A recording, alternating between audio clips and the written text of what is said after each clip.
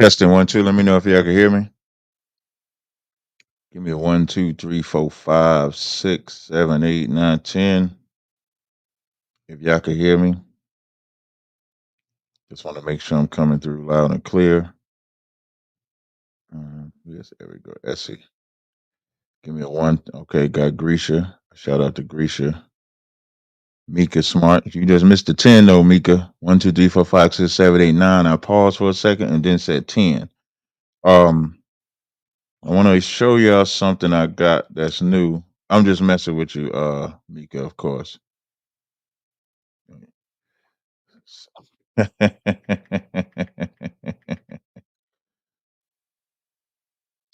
um,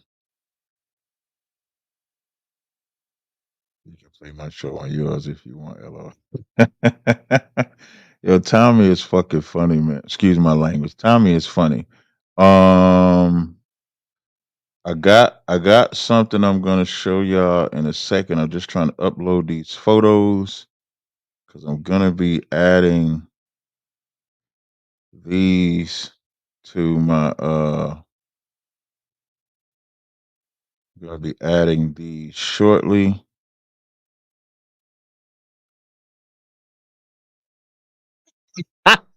Tommy is fucking funny, yo. Tommy want me to do this show. Hold up. Let me see something real fast. Hold on. Let me send this to my Telegram. I think Tommy is in the middle of doing a show. So I'm gonna show y'all what he's doing.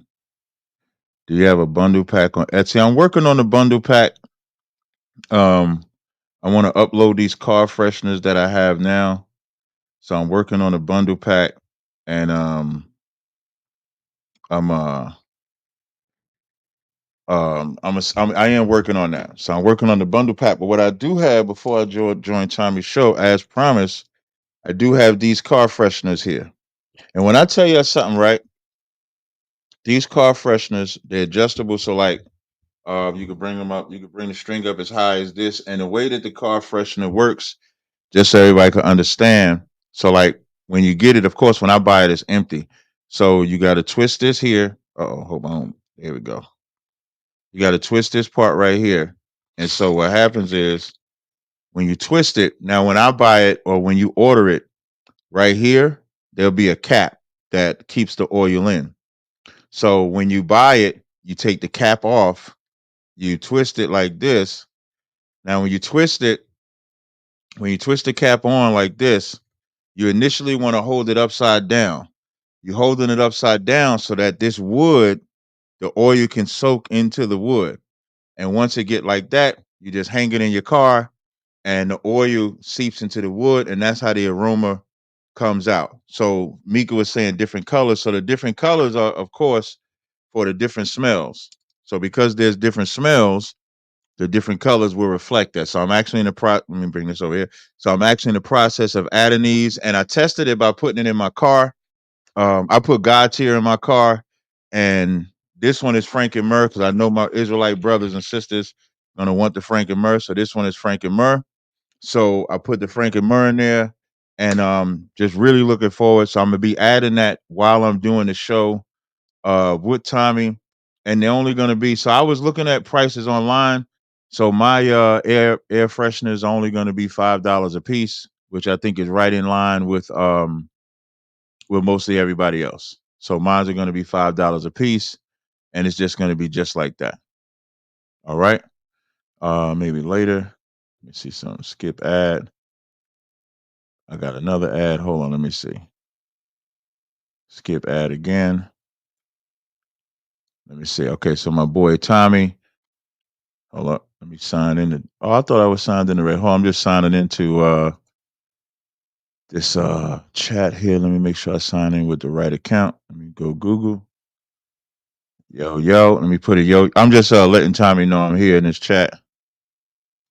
Um, I'm about to share. Do I sell frankincense incense? Yeah, frankincense incense. I already sell on Etsy, so I already sell on frankincense incense. I already sell that already. All right, so definitely already sell that. Let me see. Where's the volume at? I can't hear. Is the volume low? Why can't I hear? Hold on one second, y'all. Let me just see why I'm not hearing anything right now.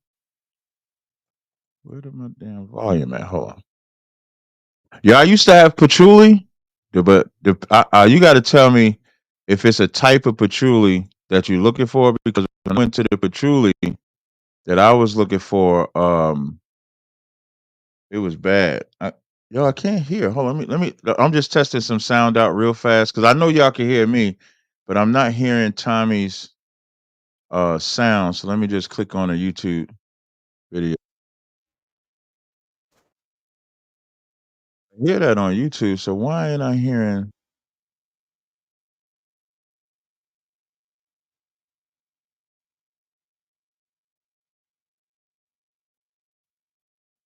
All right, so Tommy's doing that. I'm just waiting for him to wrap up. Hold on. Let's see. While he's doing that, um, hold on. So I want to show you. So a brother at Cat made an Infinity. Yo, Michael. Yo, Michael is crazy. Cat made it. Do this? Do look like an Infinity Stone because I got the different colors and everything. So it do kind of look like an Infinity Stone. But shout out to my Rich. She came up with the idea to do this. All right, so I got that right there. So it'll be $5. So a brother asked me about incense. So let's see if I go here. So if you go on my site, I'm gonna share my screen. Share my screen real fast just to show you. So right now, y'all are looking at my entire screen here. So when you go to the store, I'm sorry, you see I have my oils here, my hair crack here. The brother was asking about incense. My incense are right here. Let me make sure ain't none of them are sold out. No, Conceited and Fresh are sold out. But Fourth Dimension, Frank and Murr, Obsession Legend are available. So you can check that out just by going on my website. And for those that may not know about my incense are freshly made. So I don't make the incense really. I don't know what beige rage. What is? Can somebody let me know what beige rage is? Because I don't know what beige rage is. So my incense show, just so you know, my incense are made to order. Okay, so when I like, let's say if someone places an order today, that's when I go and soak them. And I came up with that concept to do it that way because hold on one second.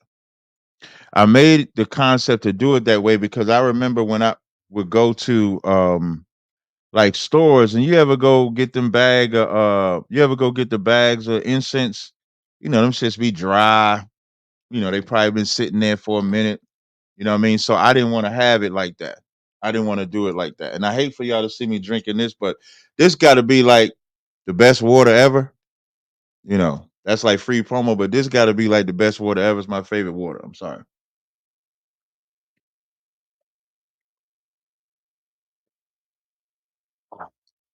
For all of y'all that's getting ready to for all of y'all that's getting ready to die or feel like y'all getting ready to die because you got to do Day of Atonement, especially for my listening audience, for my Israelite audience. Um, how many of y'all will this be your first Day of Atonement coming up? How many of it will be your first Day of Atonement? Nah, they ain't got no sponsorship. I ain't got no sponsorship deal with them. I wish I did. How much longer you gonna be? Um, how many for my Israelites? How much longer will excuse me, how many of y'all will this be your first Day of Atonement? Just give me put a one in the chat. We did this last night on Cross the Line Radio. On Cross the Line Radio, it's my first day. When is it? It's tonight, sundown. So wherever you at, when the sun goes down. So if you're on East Coast time, Central time, Mountain time, Pacific time, um, it's when the sun goes down today. So if this is your if this is your first Day of Atonement, you want to make sure you get some fluids in you before the sun goes down, and you want to treat it as close to a regular day as possible from a no eating and drinking position, and then you just want to, build your spirit up, because that's what it's about. It's about afflicting your soul. It's about the punish. I don't want to say punishment, but it's let me look up affliction. Afflicting. Hold on. Let me look up afflicting. Afflicting definition. Afflicting means cause pain or suffering, to afflict or trouble, right? And so when you look up the Day of Atonement, this cat said the law of Moses leading to the many to hell. This ain't the law of Moses. This is the law of God. I don't know why you say the law of Moses. Moses. The reason why you'll see law of Moses in the scripture is because Moses is the one that just delivered it. But no. So now in Leviticus 23 and 27, which I'm gonna put this scripture in the chat. This is what I say about afflicting, right? So on Day of Atonement, I'm gonna just post this in the chat, right? So now this scripture says, let me hide this, let me put this up. It says Leviticus 23 and 27, and also on the 10th day of the 7th month, there shall be a day of atonement. It shall be an holy convocation unto you, and ye shall afflict your souls, and an offer made by fire unto the Lord. So when you fasting, the whole point of the fast is to afflict your soul. So it's to go through the, when is the sun gonna come back up? I can't do it, and for you to fight your flesh. And as you're fighting your flesh, is it freezing? Let me know if it's freezing. And I'm just waiting for Tommy to finish the show. He didn't want to say 4:30. I'm just waiting for him to finish up.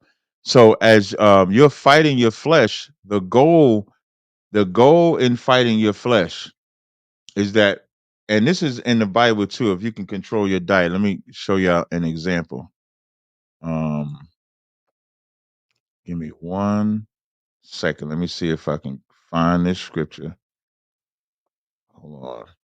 Give me 1 second. Let me see if I can find this scripture. Let me see if this is the scripture I'm looking for. Bear with me 1 second, y'all. No, no, no, no, no, no, no, no, no, no, no. There's a scripture I'm looking for in the Apocrypha. Sidebar cap. I know you got the Galaxy Z4, but will you up? Now, Danny Williams asked a good question. This is for my fellow geeks. As I look for this scripture, I will answer this question. For my fellow geeks, which I am one of them, I'm just a gangster geek, if you want to call it that. The only reason I won't get the Huawei is because the Huawei doesn't get the Google support, because they can't really sell it in America. The Ecclesiasticus 20 and 25 is good, but that's not the one I'm looking for. That is a good scripture. I'm gonna show that scripture because the brother put it in there. Yeah, so the reason why Google and all of them shut down Huawei is because they had the best phones, best camera, etc. like that. Right?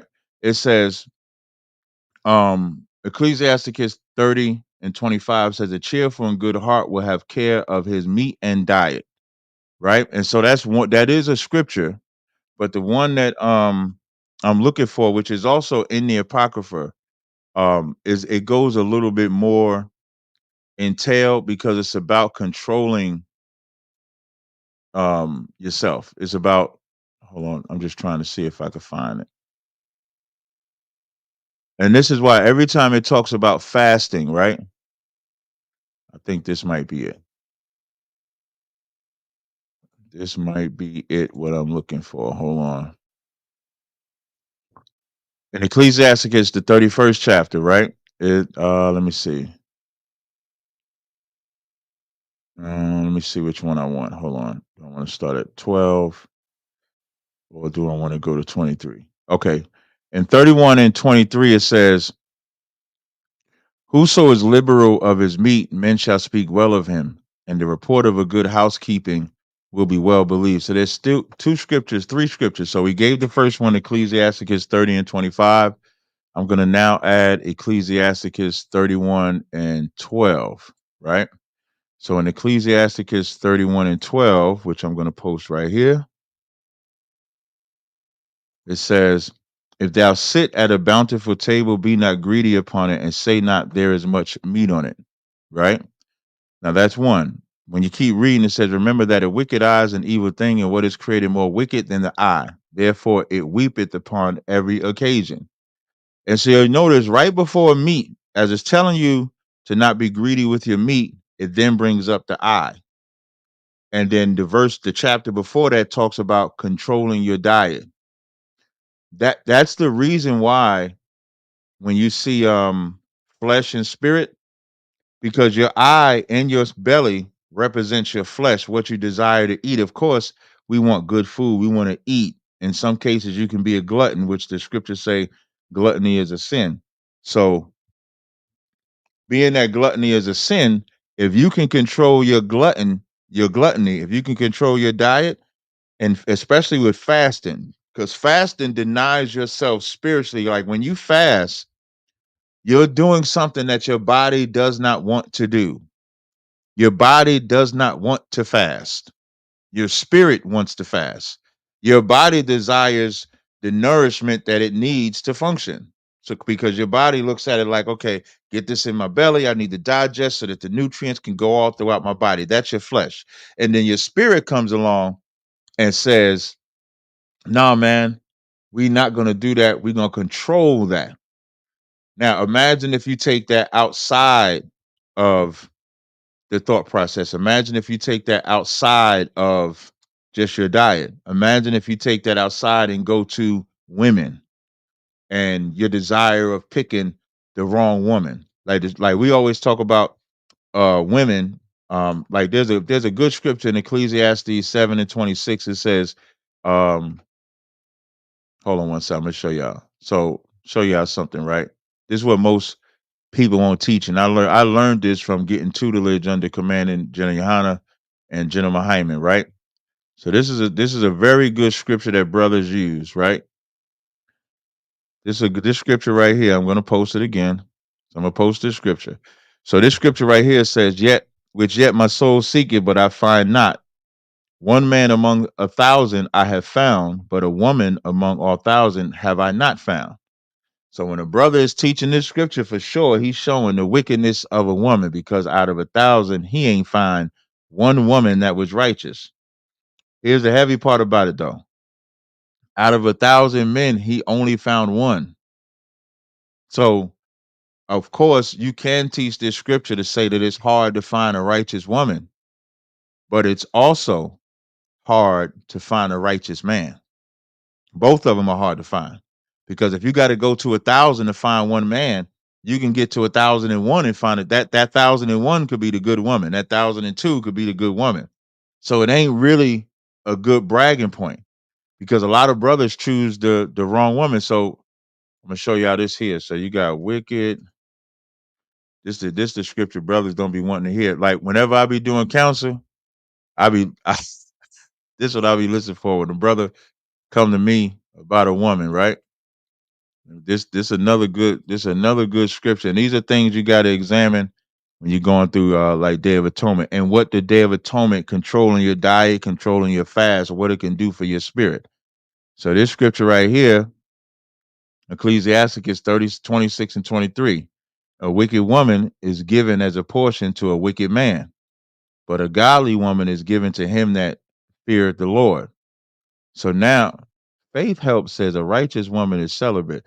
Listen, I got ribs and they righteous, and they definitely ain't celibate. So I don't know what you talk about. Unless you're saying buying a bit. Like if you celibate and buying a bit, if you talking about like that. But a righteous woman does not have to be celibate. That's like saying a married woman ain't righteous because she's married. That don't even make sense. So now, when it says a wicked woman is given as a portion to a wicked man, brothers have to examine themselves in those moments too. You have to examine if you chose the right woman. Let's say you get with a woman, that woman whores on you. Did you know she was gonna whore beforehand? If you had an inkling of it, and then you got with her anyway, then maybe you should not have gotten with that woman. And so it says a godly woman is given to him that feared the Lord. So if you want a righteous woman, you have to fear the Lord. So, and I bring this out to say, when you control your flesh, because brothers have to control their flesh, because ultimately, right? Even though a woman can be wicked, even though a man can be wicked, even though technically a man can be at fault, and a woman can be at fault, right? The the problem or the basis or the ownership always falls on the highest ranking individual. Let's say it again. A man or woman, or like let's take the school, let's take structure, let's take a body. If something fails, it ultimately falls on the highest ranking individual. And in the relationship, who's the highest ranking individual? The man. So the man has to be able to say, let's say in a courtship or when he meets a woman, a man has to be able to look at it and count the costs, and he can like the woman and desire her and XYZ like that, and he has to count that cost. Now the woman has to do all these things too. She has to do the same exact thing. Like women have to control your flesh also. Women have to control their flesh to make sure, am I trying to highlight him because his chest look big or his hair look big or he got a nice smile or he got this or he got that.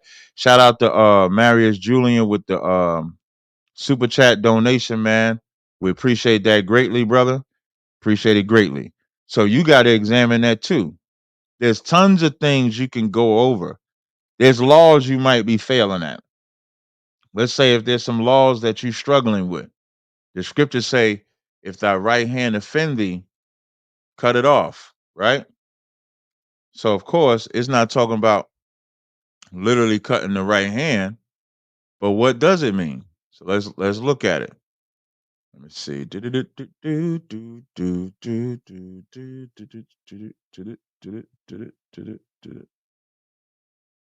Hold on. Oh, I went too far. I'm sorry. This is Matthews 5 and 30. I'm going to post this in the chat, right? All right, we're going to post that in the chat. And that's crazy. Yo, they rejected that post. They rejected that scripture for some reason. So I guess I just have to read it. Matthews 5 and 30 says, and if thy right hand offend thee, cut it off and cast it from thee. For it is profitable for thee that one of thy members should perish, and not that the whole body should cast in hell. Shout out to D-Ray, right?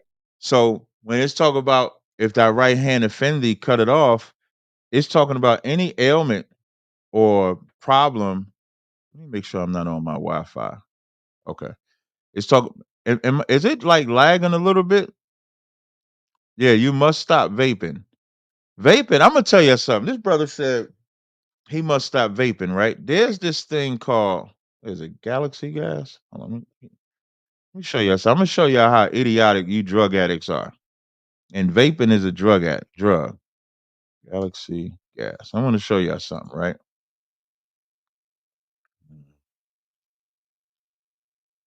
Where is this at? I want to see if I could find.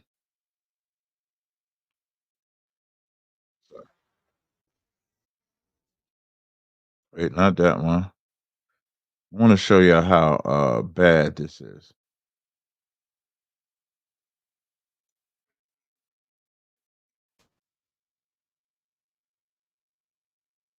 I'm gonna share my screen. I want to show you how much of a drug addict America has become, right? I want to show y'all something. And this all goes with Day of Atonement and fighting your flesh. And I'm showing this because the brother said he must stop vaping, right? So I'm gonna show y'all this right here.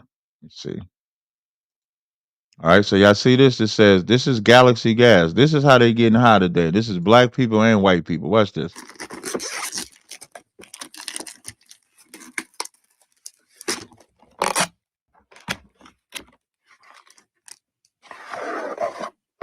Yo, this thing's fat. See this? This is gas. And watch what he does. This is how y'all getting high today.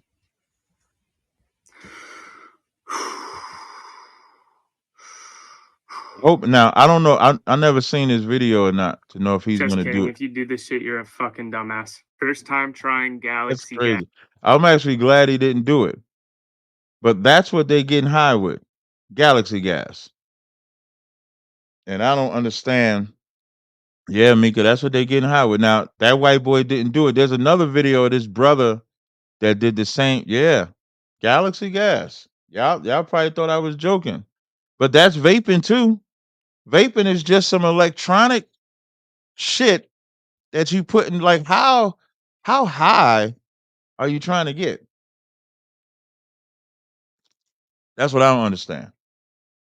What I don't understand is like, what is the end game? Like y'all life, man. I'm gonna tell you something. Like stress, of course, stress is cold, meaning stress is hard. So like, and there's scriptures for that too, and that's the beauty of the Bible because stress is like one of the greatest demons on the planet, right? So even during this day of atonement, if you're going through stress, I'm gonna post a couple of scriptures here for y'all. All right. So this is the first scripture I'm putting there. This is Ecclesiasticus 30 and 20. It says, "Give not over thy mind the heaviness, and afflict not thine own counsel." Why you see it? You see it says you're not supposed to give your mind over the heaviness, and afflict not thyself in thine own counsel. The most dangerous time for an individual stressing is idle time. When an individual that's stressing is idle, or an individual is going through any type of trauma and they're idle, that's the worst time because when you're idle, you just sitting there in your own thoughts. And you know what you do in your own thoughts? You talk to yourself. And most of the time when you think you're talking to yourself, you think you're talking to the Lord. 9 times out of 10, you talking to a demon.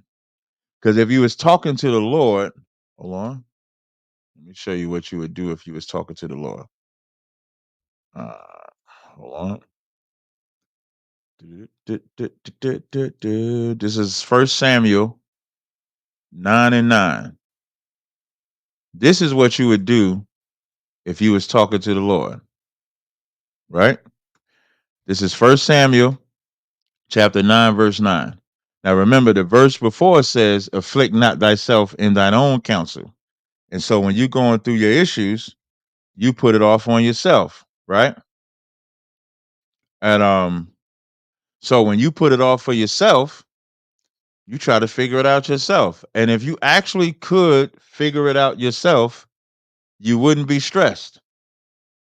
You wouldn't have to deal with stress because you just be able to figure it out. The minute that you stressed out about a thing, maybe you should get some counsel. This is First Samuel 9 and 9. It says, "Before a time in Israel, when a man went to inquire of God, thus he spake, Come and let us go to the seer. For he that is now called a prophet, before a time called a seer." So a seer or prophet is the same thing. So when you want to inquire of the Lord, you can't talk to yourself. It ain't about talking to yourself because who's talk? How do you know if you already in a stressful state? If you got to the point of a stressful state, how do you know that that's the Lord's voice that you're hearing? Because demons can talk to you too. Evil spirits can talk to you too. Angels can talk to you. So the only way to really work it out, or the only way to really understand it, is by I'm gonna put my link in the chat if anybody has a question, because I don't know how long Tommy running this live that he's doing. I wish he would have told me because I almost want to clip this live, but I'm gonna be nice. So I'm gonna put my link in the chat. That's the link to my live right now. If anybody wants to join in and have a question on subject or off subject, you can click that link and join. I'll gladly answer whatever questions you got. The guy Faithful Faith Helps. Can you click that link and explain to me what you mean when you says like you made a statement that said, hold on, I just want to pin this link to the top. You made a statement that says sexual intercourse in marriage or not is sinful. I would gather that this brother here, Faith Help, sexual intercourse in marriage or not is sinful. I would gather that that brother struggles with sexual immorality. And you've come to the right place to deal with it. So, I mean, if you want, you can click the link and you can actually join me. And then we can deal with the issues that you have. Because if you call that immoral, I'm going to give you a scripture to offer in return. All right. So this is going to be Hebrews 13 and 4. It says, the marriage bed is honorable in all, and the bed undefiled. So if we think about faith helps comment, he said sexual intercourse in marriage or not is sinful. That don't even make sense. When this just said the marriage bed in all, excuse me, is honorable in all, meaning whatever that man or woman do in that marriage bed is honorable in all. If I was to go to creation, let's go to creation. Sometimes we omit that part. Let's go to creation. This is a law. This is an order that God gave. Let's see this order that God gave. All right. And then I'm gonna bring the caller in and want to me the brother that just joined. This is Genesis 1 and 28. And God blessed them, and God said unto them, be fruitful and multiply. That's sex. So you can't be fruitful and multiplying if you ain't having sex. So, brother Faith, if you want to join and we could deal with your issue. To Isaiah, how you doing, brother? I'm doing all right. Shalom. I just have a question because I'm holding the Day of Atonement now, from the 10th at sundown, which means that after it ends, I'm observing this Saturday Sabbath as well. Mhm. Um, I don't know how to break my fast because I didn't prepare enough, and my mom cooked something on the Day of Atonement, and I'm living with my mom. Am I allowed to eat that? I don't want to buy on the Yeah, why Sabbath. couldn't you eat? So so if I'm gonna get you right, you started your Day of Atonement yesterday sundown, right? Yes. And so when the sun goes down today, you plan on eating, right? Yes. So just eat. But it was cooked on the Day of Atonement. Is that all right? What does that matter? I'm assuming your mother's not in the truth, right? Correct. Right. Um, it was But my but understanding that we don't yeah, eat food that was cooked on the Sabbath. who said that? I've heard some brothers teaching that it's not okay to eat food cooked on the Sabbath. Not necessarily the Day of Atonement, but the weekly Sabbath. There's no scripture that says that you can't eat food cooked on the Sabbath. The Con. Sabbath just says so in Exodus, I think it's Exodus 34. Let me just grab this. I think it's Exodus 34. No, not Exodus 34. Hold on, it could be 33. Hold on, let me find the scripture for you real fast. Okay. Let me All grab my right. Bible. Uh I thought it was Exodus, my bad.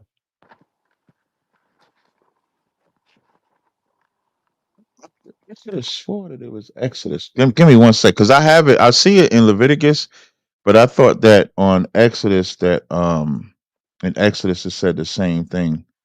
I could be mistaken, but the scripture just says, "Ye shall do no servile work Uh-huh. on that day."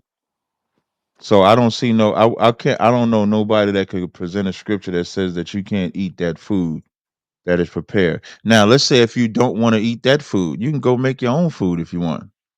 You ain't got to eat your mama's food, but you can for sure go make your own food. I don't believe that I can cook on the Sabbath. That's why I was asking. Oh, why can't you? Can you give me the scripture that says that you can't? Um, I cannot notate it correctly, but it says that we shall not kindle any fire on the That's what I Sabbath. was looking for. Kindle a fire. There we go.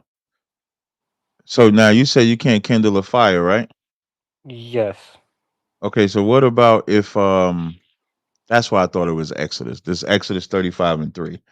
It says, you shall kindle no fire throughout your habitations upon the Sabbath day, right? What Yes. if you get cold? Can you make a fire then? Um, of course, it's What? lawful to do What? well. No, this says ye shall kindle no fire. This says 6 days work shall be done, but on the seventh day there shall be a holy day, a Sabbath, a rest, the Lord, whosoever doeth work. It doesn't say Mhm. whosoever cooks. It says whosoever doeth work. So Uh, if it's cold on a Sabbath, can you light a fire? Or do you cut the fire off? I'm led to believe that you can light a fire just because that doesn't sound wise to me to, allow yourself to be cold for the sake of Okay, it. so now if you finished your fast Hmm. sundown today, and now you're going to the Sabbath and you're allowed to eat. Is it wise not to eat? No. You just answered your own question. Uh, The Sabbath, like Christ said, do you follow the New Testament, brother? yes, of course. Christ said the Sabbath was made for man, not man for the Sabbath. So this is a master's law. So, like, let's say if you were the master, I was your servant, Hmm. right? On that day, you can't come to me and tell me to light a fire. On that day, you can't come and tell me to make you a meal because you're the master. I work for you. But on this day, I do not work for you. That is a day that the servant gets to rest from their job, not the day that they now can't do nothing on that day either. Okay. That day wasn't made. You can't serve the Sabbath. You know, the word Sabbath means rest. Yes. Rest from your work, not rest from doing nothing, not rest from making nothing. That's not what that verse means. Hmm. And so I'm assuming you're familiar when Christ and them plucked the corn, right? Yes. So when they plucked the corn, Christ, that's when Christ told them Sabbath was made for man, not man for the Sabbath. So the master is not in charge of the servant on that day. The servant is his own boss that day. Hmm. So when the sun goes down, brother, you go ahead and get you a meal, whether it's the meal your mama cooked or whether you want to make you a hamburger, hot dog, whatever it is that you want to cook. It's just that simple. All right. So, Hey, I in the bar, brother. All right. We got brother Gregory has joined. Gregory, are you there? Hey, what's up, Cap? Hey, what's going on? Um, how would you break down Zechariah 14 and 2? Zechariah Because I've 14. been struggling with this verse a lot. And the Mhm. only reason is because it says he will gather all nations. But when I look at verse 2, it seems like it's talking about 70 AD. So I just wanted to get your thoughts on it. Yeah, I believe that a part of that is talking about 70 AD. I mean, okay. So I'm gonna just read it and then we'll talk about it. It's this is behold the day of the Lord cometh, and thy spoils shall be divided in the midst of thee. For I will gather all nations against Jerusalem to battle, and the city shall be taken, and the houses rifled, and the women ravished, and half the city shall go forth into captivity, and the residue of the people shall not be cut off from the city. That's the verse you're talking about, right? Yeah, I'm just stumped So, on when it says all nations. well, that's why I would check with my general just to make sure that this is talking. Well, because I think you said you were struggling that you thought it was talking about 70 A.D. Yeah, it would make sense if he said, for I will gather a nation. Right, But since because he only the says Romans all, sacked. Right, because only the Romans sacked Jerusalem at that time, right. as opposed to when it says all nations, and then right after that in verse 3 it says, "Then shall the Lord go forth and fight against those nations, as when he fought in the day of battle." So I don't know if I would put this with 70 AD just because of the wording That, all nations. that's a problem, because this is the same verse that the small hats will use, because they're saying that there's only two times in the Bible where we talk or not two times, but where the Lord references gathering all nations. That's the Valley of Jehoshaphat, Joel 3. That's Armageddon or Megiddo. So um if I'm reading it, what they're saying is that this verse, because it says their women shall be ravished, the Israelite women shall be ravished when he gathers all nations. So that would prove that they should be in the Holy Land when he returns. That's what they're You saying. said that the only time he says all nations is just Yeah. those times.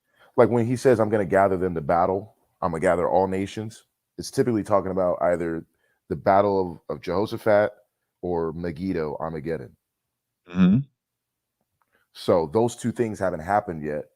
And he says Right. that when all those nations, when he does gather them, they're going to surround Jerusalem, and the women are going to be ravished, and some of them Hmm. are going to go into slavery, which that would prove, damn, then we got a whole nother slavery to go through.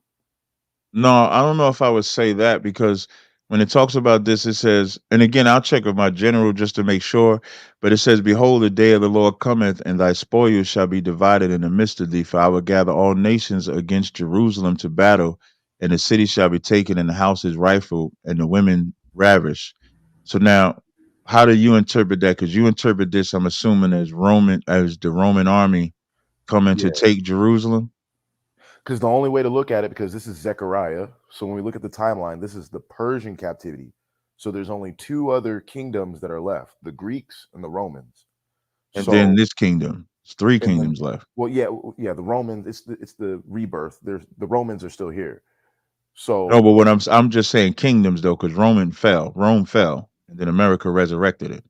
So it yeah, still yeah. would be another kingdom, right? So it's But three kingdoms actually. the point that I'm stressing is that Israel has to be in the Holy Land in order for their I women to would be have to, ravaged. yeah, I would rather just confirm. I don't know if Israel has to be in, according to this, I don't know if it's necessary saying that Israel has to be, because even when you reference Joel, what is that, Joel 2:7? Joel 3:1. Joel 3, was it 3:1? Yeah, I believe we Let me can double check. check. Yeah, I'm gonna check it now. Yeah, 3:2 rather. It says, I will gather all nations and bring them down into the valley of Jehoshaphat, and will plead with them for my people and for my heritage Israel, whom they have scattered among the nations. So even this, when it's talk about this valley at Jehoshaphat, which is in the Middle East or in Israel, doesn't necessarily involve Israel only. It involves Israel and the other nations, but Israel doesn't have to be in the land for this either. Cool. Well, So I don't know if that. I'll be looking forward to your breakdown once we get done talking to Yeah, your I'll ask general. them about it either for Monday or Thursday's class. Either one, I'll ask them about it. Cool. Is it right if I ask you just maybe one more question if you have the time? Yeah, sure. What's your other question? Um, real quickly, I was looking at the word eternal, and when I look at the word eternal, it means no beginning, or has no end. And when I'm looking at the final judgment, it says that they're going to suffer eternal judgment. And I know that you guys teach that the nuclear missiles is the lake of fire? No, we teach America burning is the lake of fire. Okay, how will America burn? About the missiles. But when you say we teach that the missiles is the burn, no, the missiles is the cause of the fire, but America burning is the fire. Okay, can you go to Hebrews 6:2? Yeah, sure. This is the verse in question, because I just don't think that anything that is man-made is not eternal. So Literally, of the pretty doctrine of much. baptism and of laying of hands and resurrection of the dead and of eternal judgment. How does this Right. go in line with the lake of fire? Well, because technically your understanding would be that the lake of fire is man-made. Right? I still don't understand what this has to do with eternal judgment. Because so is Hebrews 6:2 the eternal judgment? What is that? So I'm gonna start at verse 1. Let me see if I need to start at chapter 5. Hold on. Because Nope. basically all I'm You saying, know. Cap, just so that you understand my Let me position. just read verse 1. Okay, Therefore, all right. leaving the principles of the doctrine of Christ, let us go on unto perfection, not laying again the foundation of repentance from dead works and of faith toward God.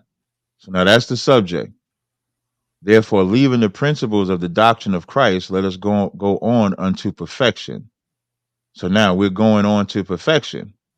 And then it says, not laying again the foundation of repentance to dead works. Why? Because we should have repented, and of faith towards God, of the doctrine of baptisms, and of laying on hands, and of resurrection of the dead, and of eternal judgment. And if this and of this will we do, if God permit. So this is actually, um hold on 1 second. 1 second, bro. I just got to text Tommy real fast. What about stream? God.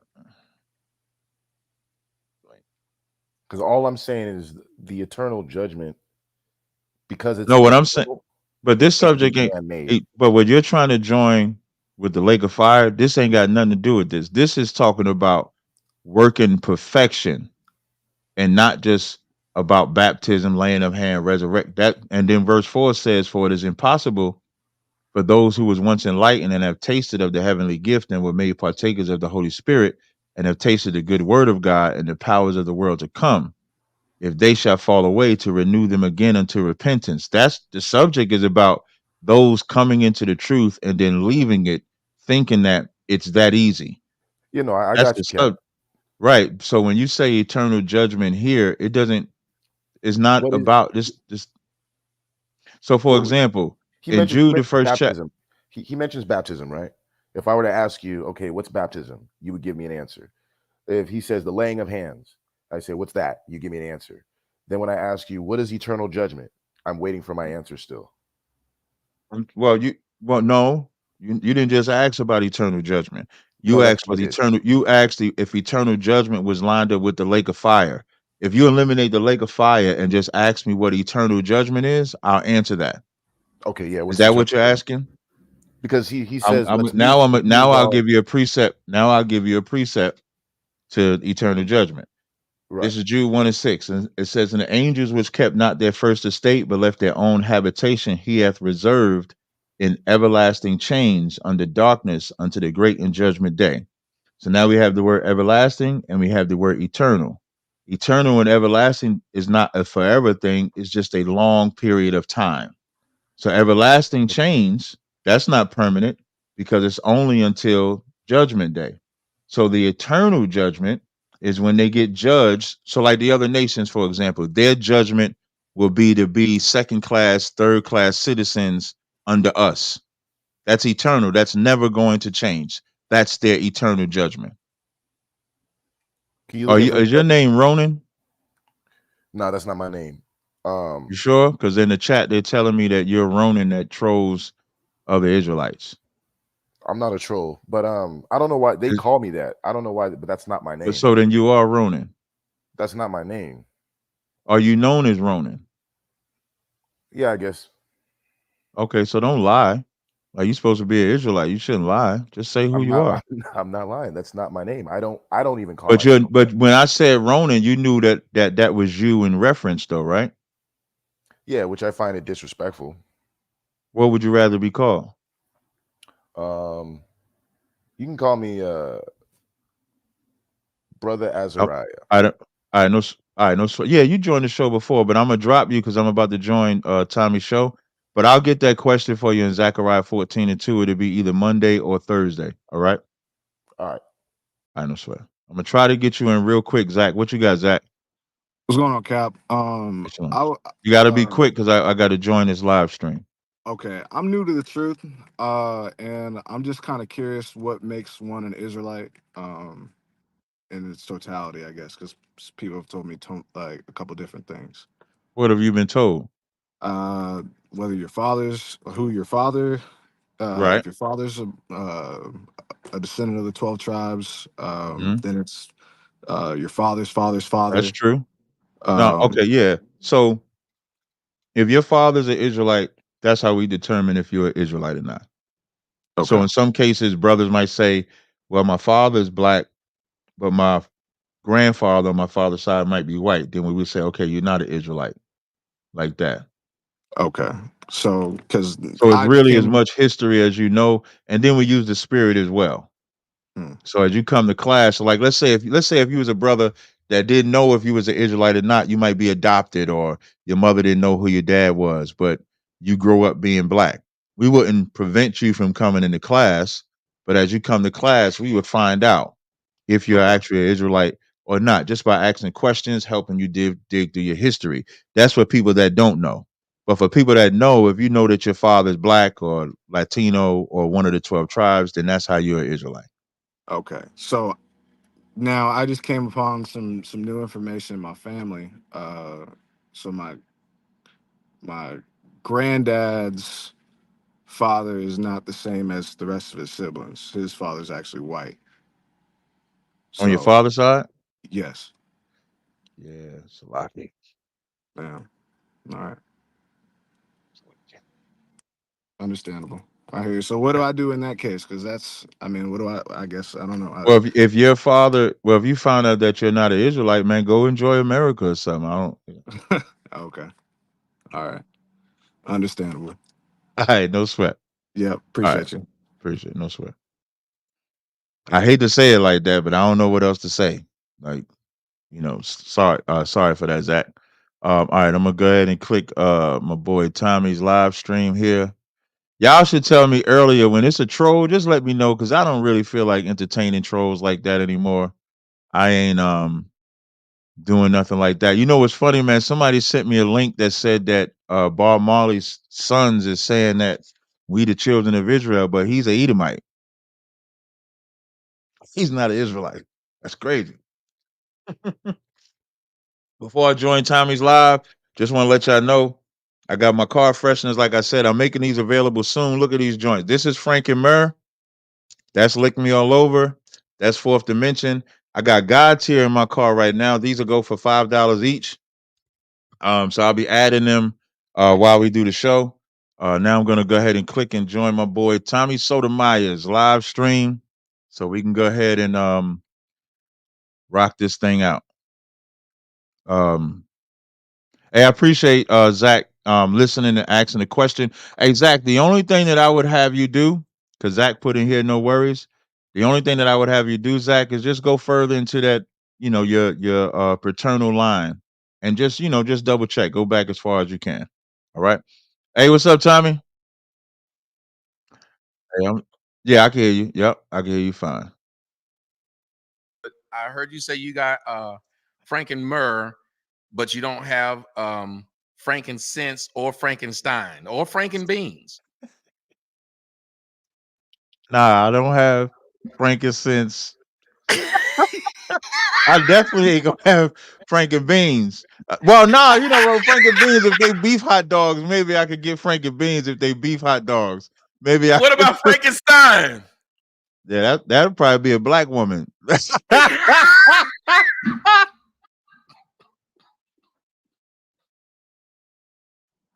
I didn't sign up for this shit today, man. I didn't sign up for this.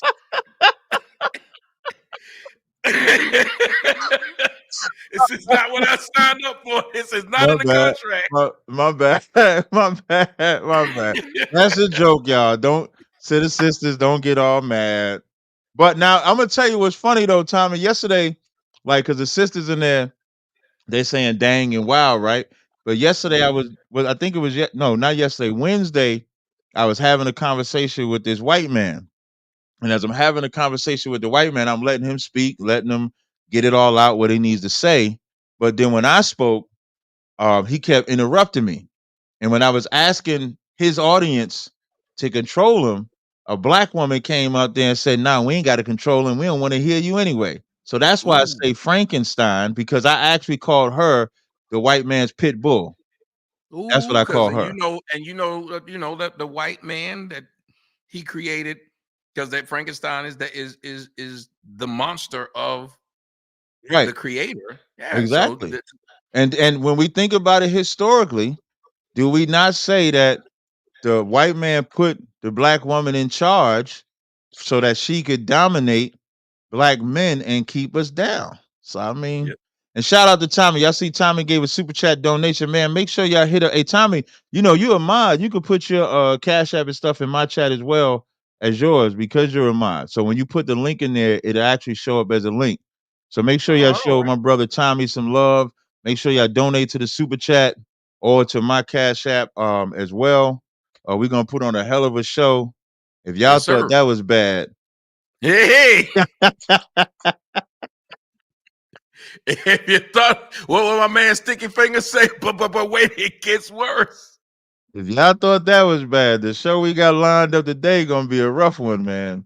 And No, again, all I got these these articles from, I just looked up what was popular during the week and just came up with some stories. So when we show y'all Angel Reese, she put her own ass out there. We didn't tell her to put her ass out there. Did you see the one about the young lady going to the abortion clinic and filming it? Mm-mm. No, I You didn't didn't see see that. that? No, so we got to talk about that too. Did you hear Barack Obama going off on us black men? Somebody sent me that. I was in the gym. I didn't get to listen to it, but he told me that Barack Obama said, "We don't vote for Kamala Harris. We failed."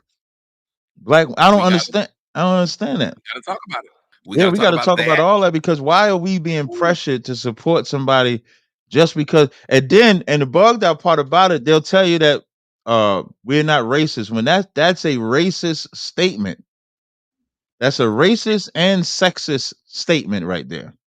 And my soon-to-be ex-wife, Mika, who's in your comment section, she said, and I saw it before we came up here, my soon-to-be ex-wife, she said,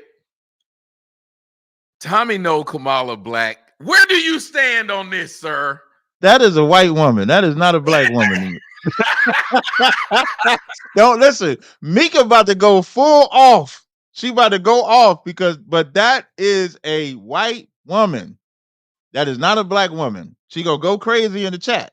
She about to go crazy. Why are they so insistent upon making her black? Well, why do you think that's something they insist upon? I don't think it's even something that they insist upon. I think that the propaganda pushed it. Black women saw it, and any moment that they can uplift themselves and then belittle the black men, they're gonna take advantage of that. Because if you think about it, they would have never did this for a ambiguous man who might have been black, but married a white woman and took care of her white kids. They would have never jumped. No. When Obama was going for office, no black men told black women, if you don't vote for Obama, you ain't a black woman, you fail. Nobody said that. And if you think about it, when Kamala got in as vice president, these black women wasn't talking.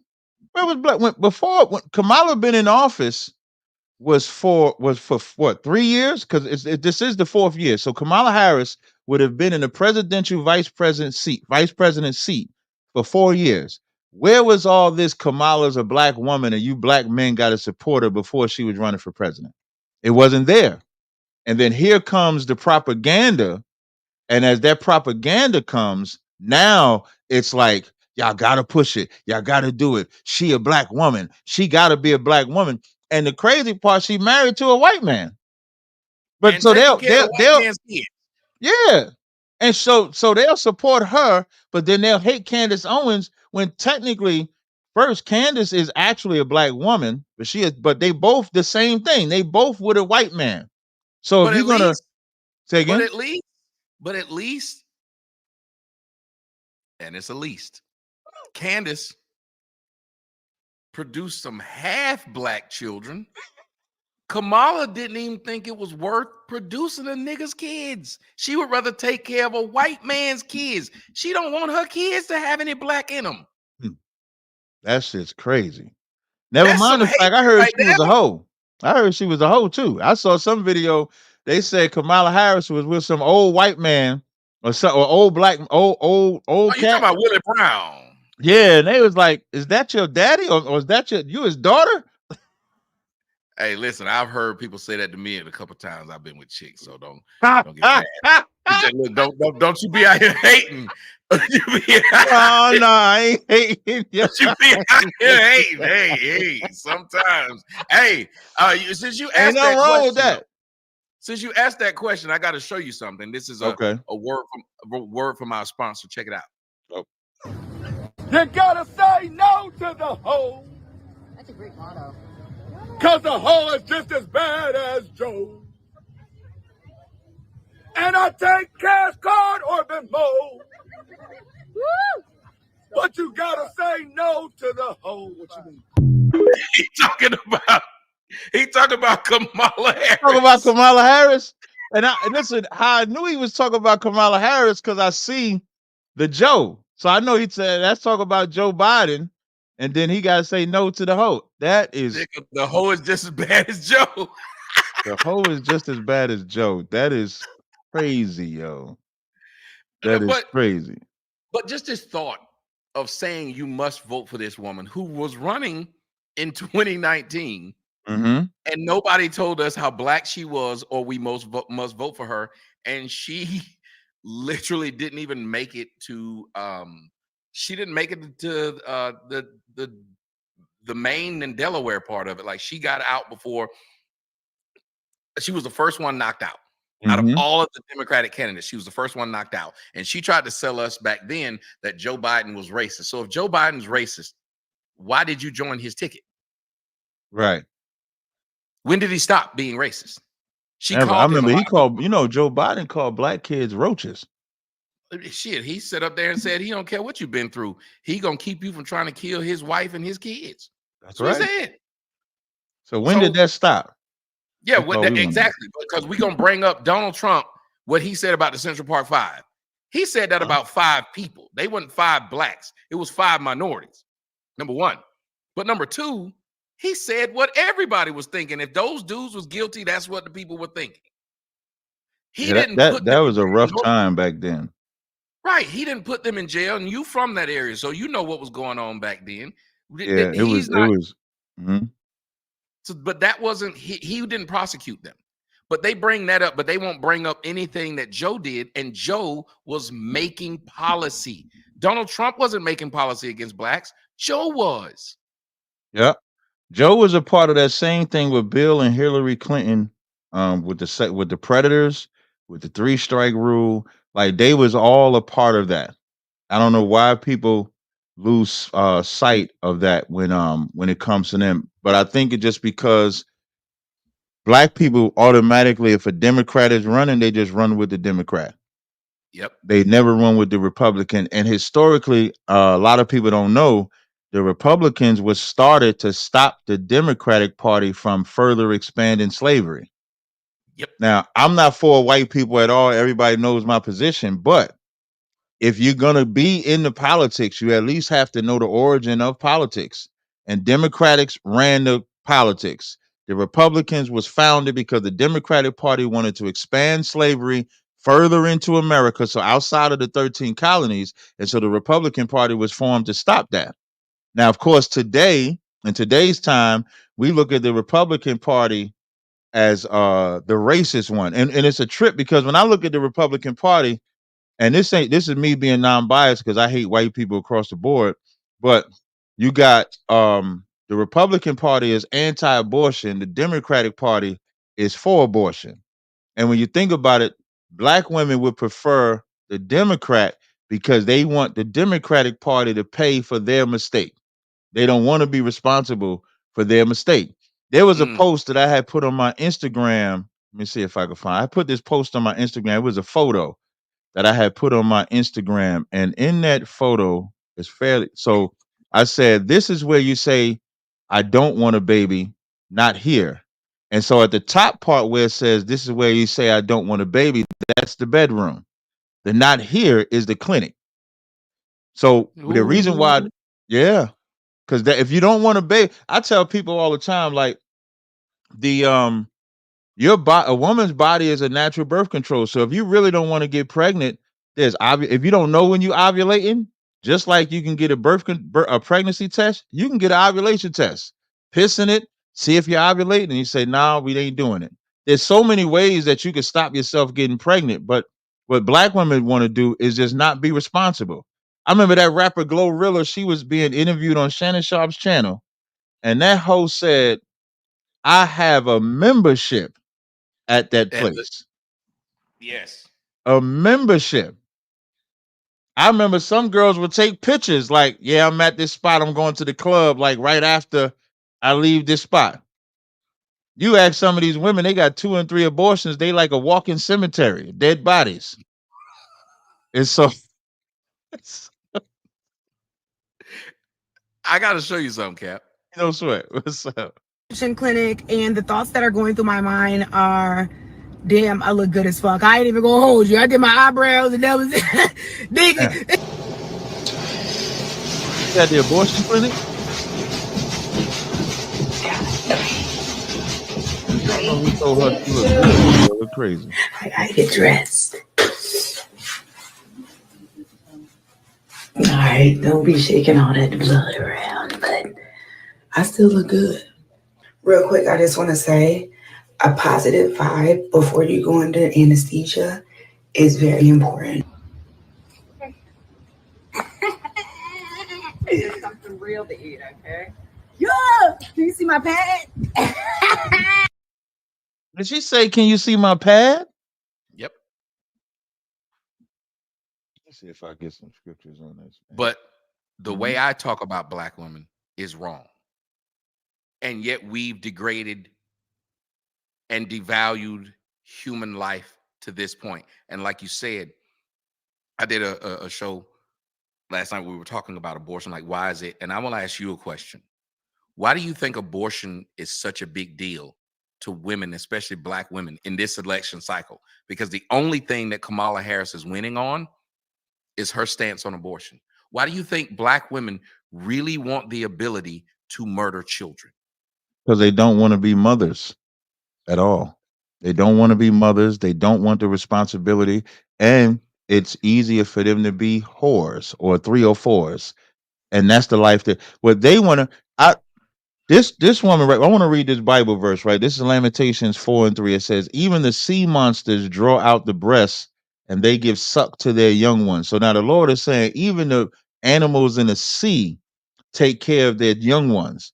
It says, "The daughter of my people are become cruel, just like the ostriches in the wilderness." Like our women don't even think about taking care of their own kids. I've never understood not wanting to take care of your children. This is Isaiah 49:15. It says, "Can a woman forget her suckling child, that she should not have compassion on the son of her womb?" That's what God said about black women. And black women want to be whores. When you think about the stories that we're gonna come up with, it's all about black women propagating being a whore. And do you know who they'll crucify? That that Olympic girl. What's the Olympic girl that win all the Olympic? Not Gabby Douglas, but shit.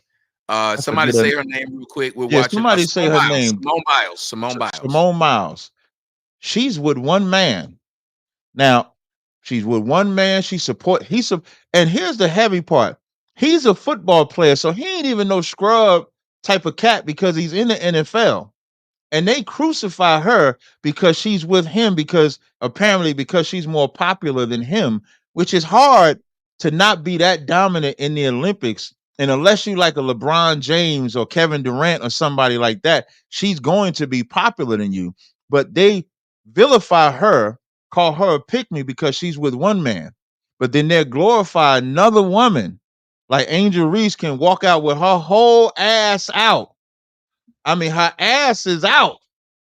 And this now remember, this the same woman crying, talk about y'all over sexualize me. And I even felt bad at Cap, are you talking about this? that black mothers are telling their children to be after. There is none.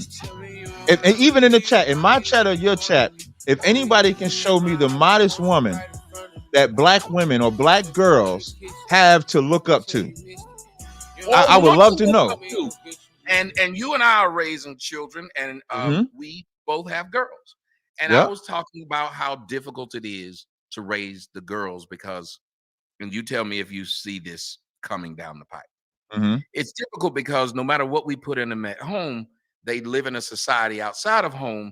And when they watch television or they hang out with their friends, all their friends got 99 inches of weave, a face full of makeup, talking to men like they ain't shit, that being I gotta be defiant, because that is the definition of black women, is defiancy now. Like their thing is to be defiant to a man. Nigga can't tell me shit.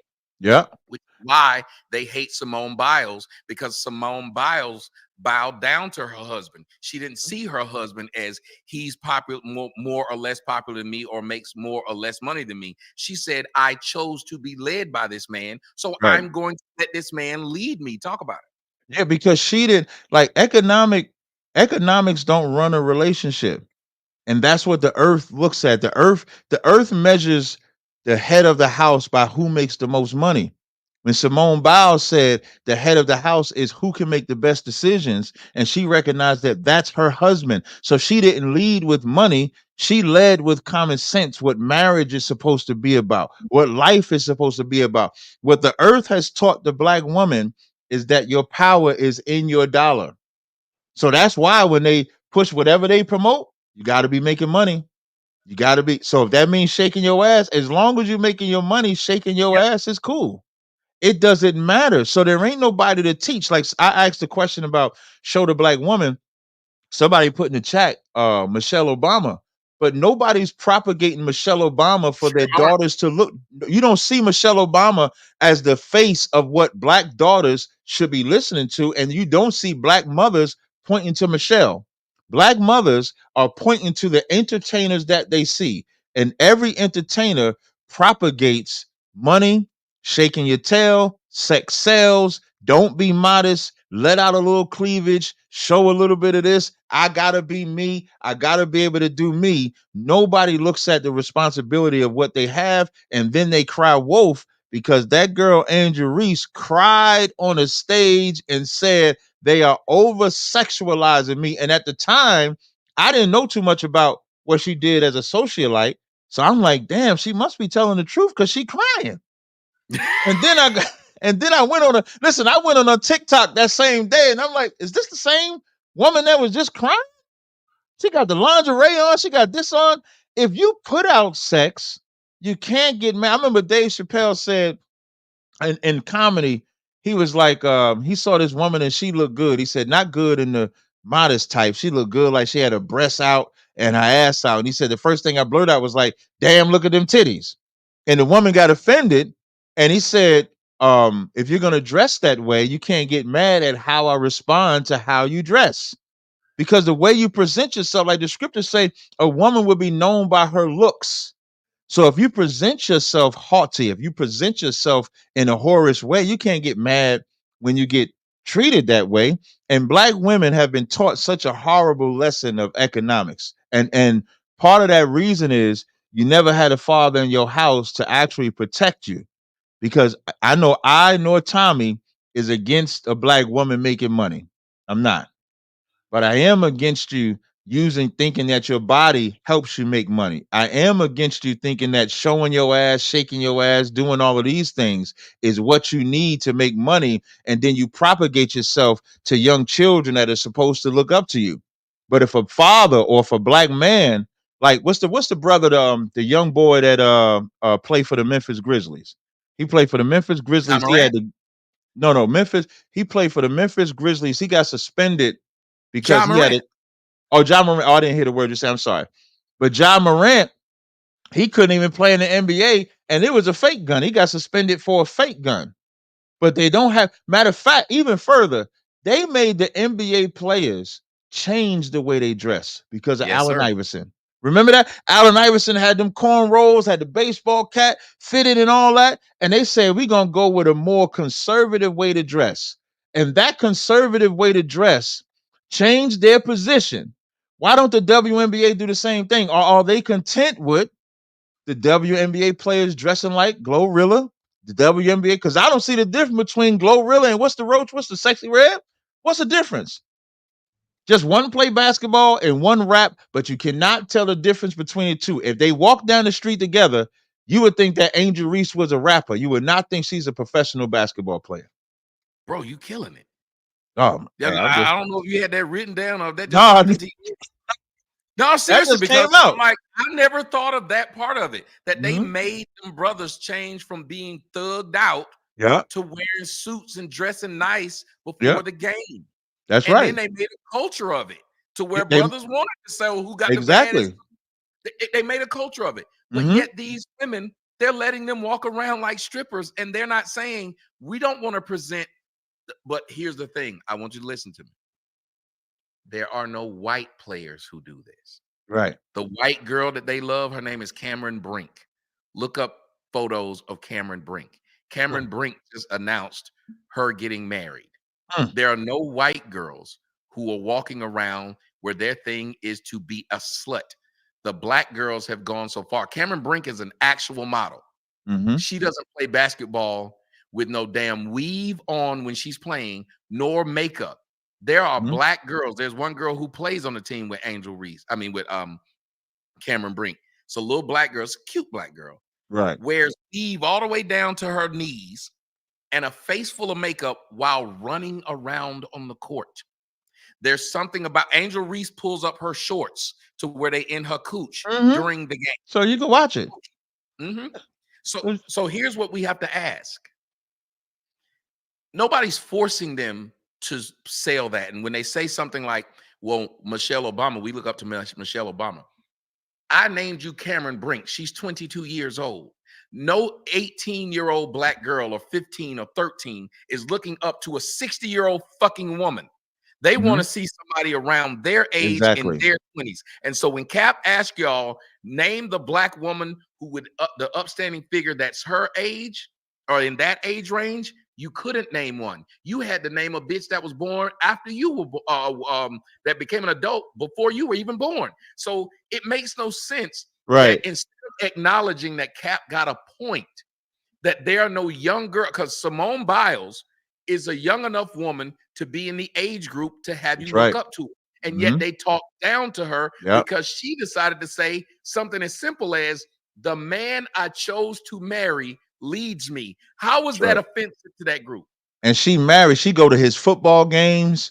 She supports that brother. They are down together. That could be the face. I'll give you another. Listen, you can never compare the black man to the black woman. I'll give another one. That damn what LeBron James did with his son. Yes, sir. Now imagine that inspiration. Where's the female counterpart of that? Where's the female counterpart of a woman doing something with the kid or doing anything that's like what LeBron did? LeBron stayed in the league, spent millions of dollars to make sure he was healthy enough so that he could play with his son. Do you know how inspiring that is to black fathers? To where even if it's not in the basketball sense, but it's just in the life sense. Let me be like LeBron. Let me build my son up. Let me do this with my son. I got a cousin raising his son to play basketball. I follow him on Instagram. His name is Naeem. He does the same thing. I enjoy watching that. Now, where's the female celebrity or socialite counterpart? Because all black women got, and this is why they ratchet, is Real Housewives of Atlanta, Real Housewives of everywhere else, Entertainment, and all of them slut themselves out. That white girl Amber Rose came out with Slut Walk, and every black woman gobbled that shit up without even thinking or considering, maybe should I actually be a slut? And then the crazy part, when the slut cycle is over, when the slut cycle over, when they get about in their 40s or something like that, then Tommy, they want a Cap to come and simp for them.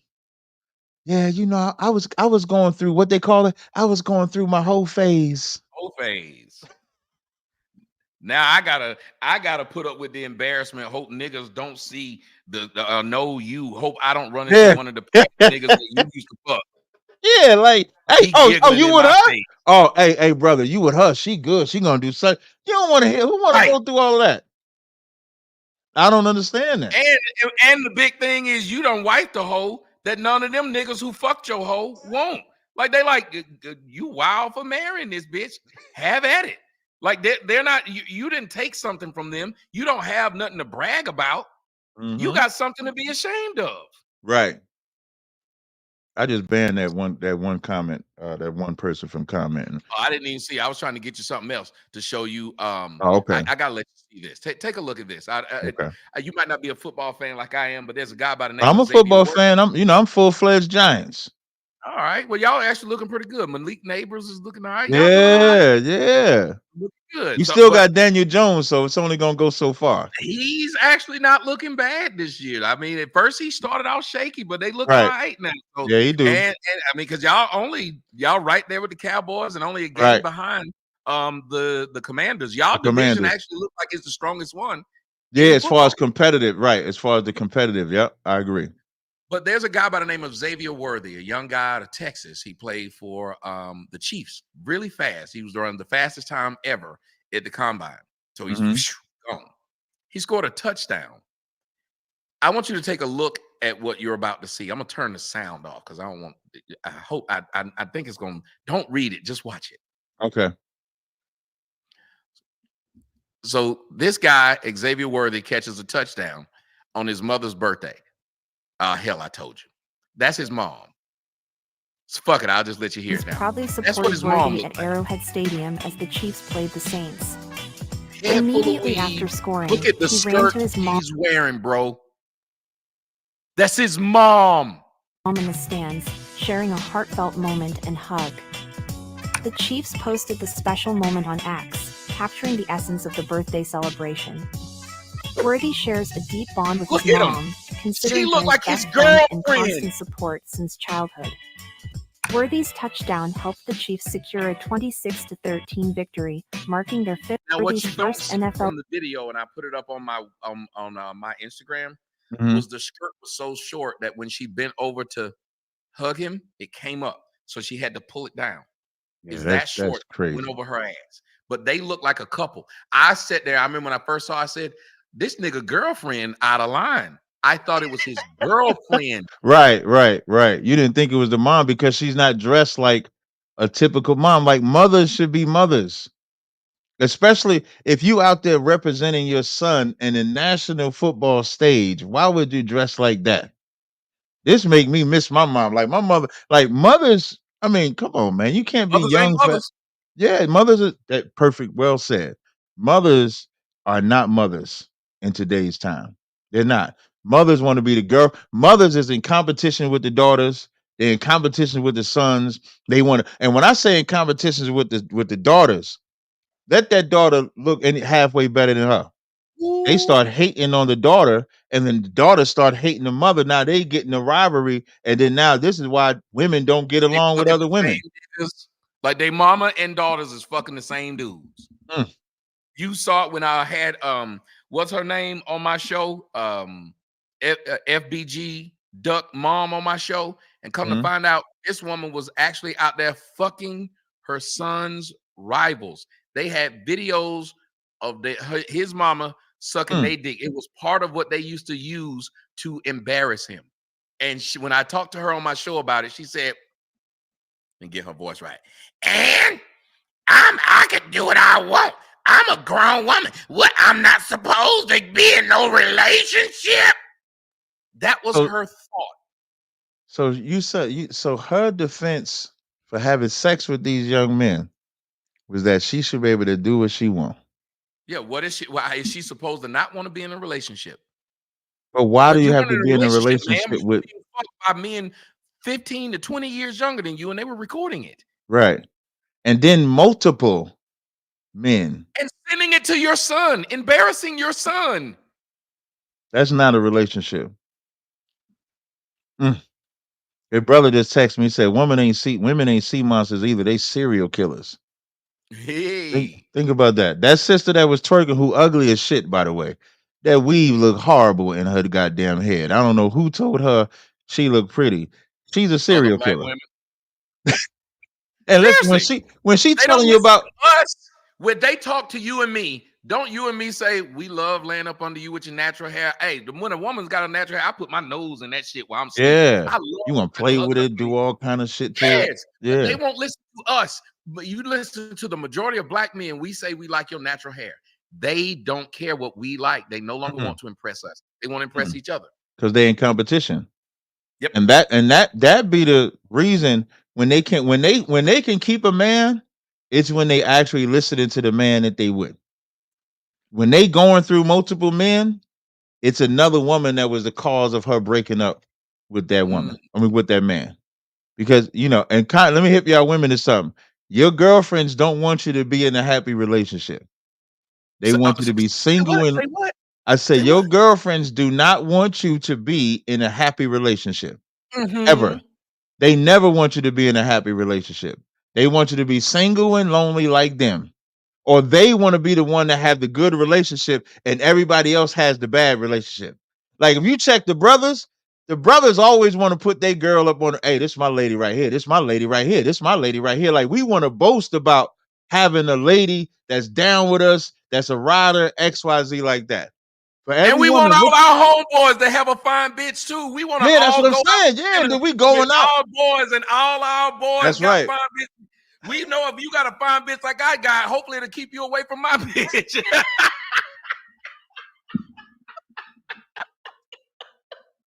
Nigga, I don't Man, want this to boy be crazy the only as nigga in the group that got a nice car. You might steal mine. Hell man. no.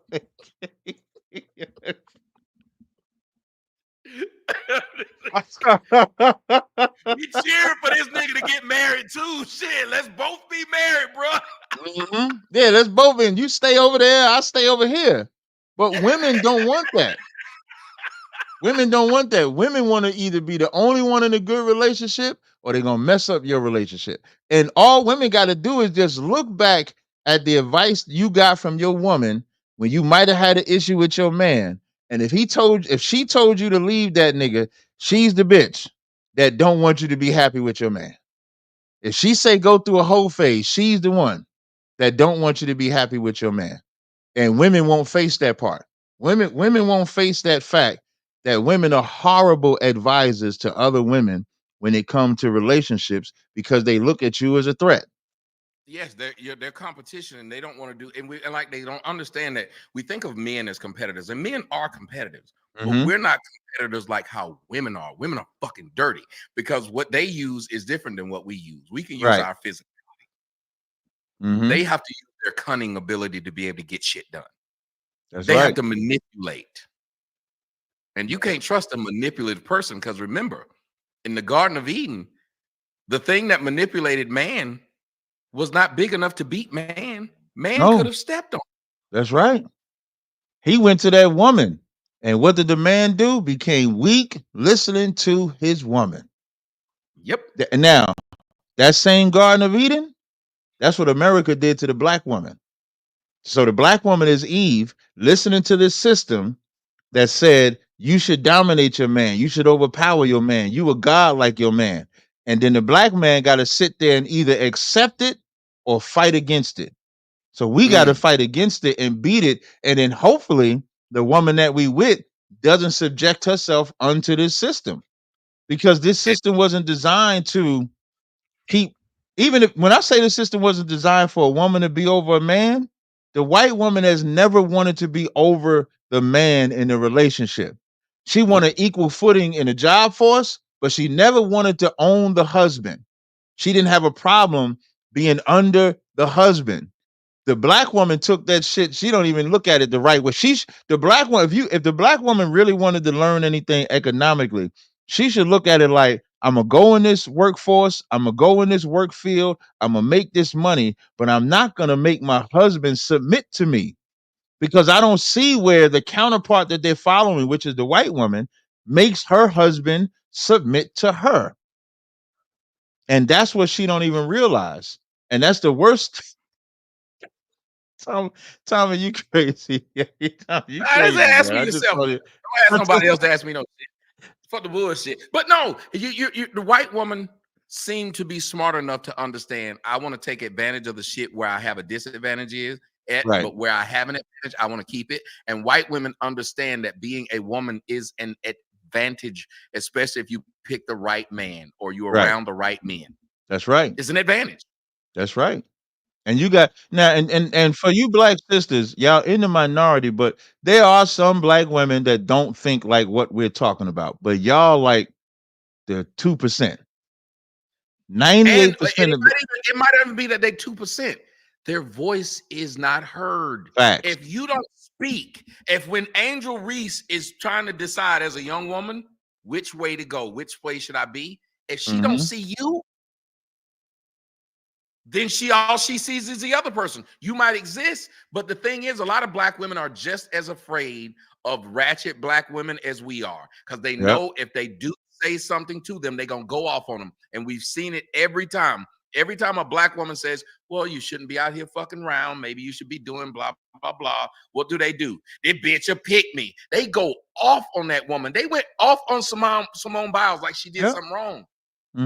And I think that's because spiritually they wish they had what Simone Biles had, and can't figure out how she was willing to let the ego that they have, the money drive that they have, the hoism that they have. How could Simone Biles not be like what I was raised to be? And if you think about it, Simone grew up in a broken home just like they grew up in a broken home. Simone's mother was a drug addict. Her grandfather and grandmother adopted her, raised her. So you can't even say she grew up in a good home, and so she had this advantage. Simone Biles grew up like every other black woman grew up, but she kept her humility when it came to the relationship status that she was supposed to have. And black women got to realize your strength comes from the man you get. Your strength does not come from you making money. You making money don't mean you got common sense. They don't even go together. They don't.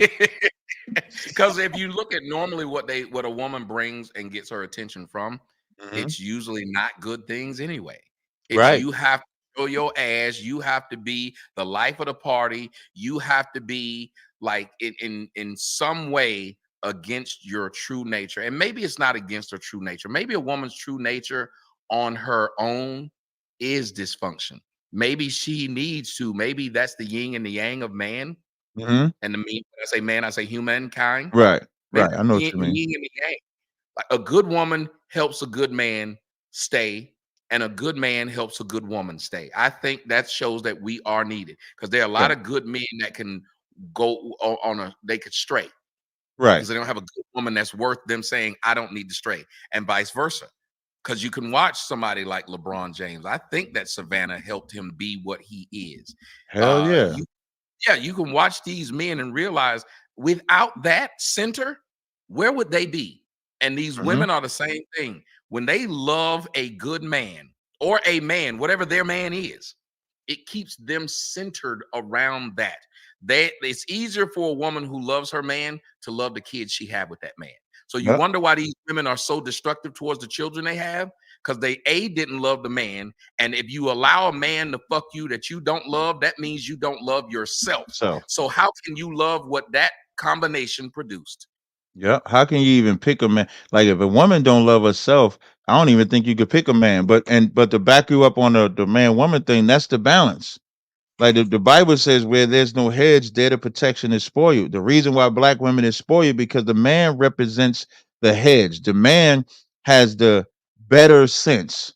Men are inherently thinking defense, security, protection. Like you can all listen, you can all take your aptitude test and you can have you can get the same score.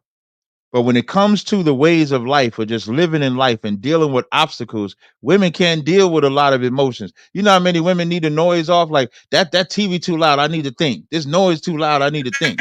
It'd be too much noise. I got to turn this down.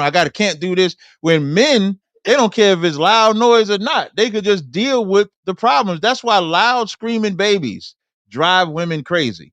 It do not Oh drive no, the men. women. If you had that, the single mothers are one of the most difficult people to have around loud screaming kids because they're the number one people who kill them or abuse them.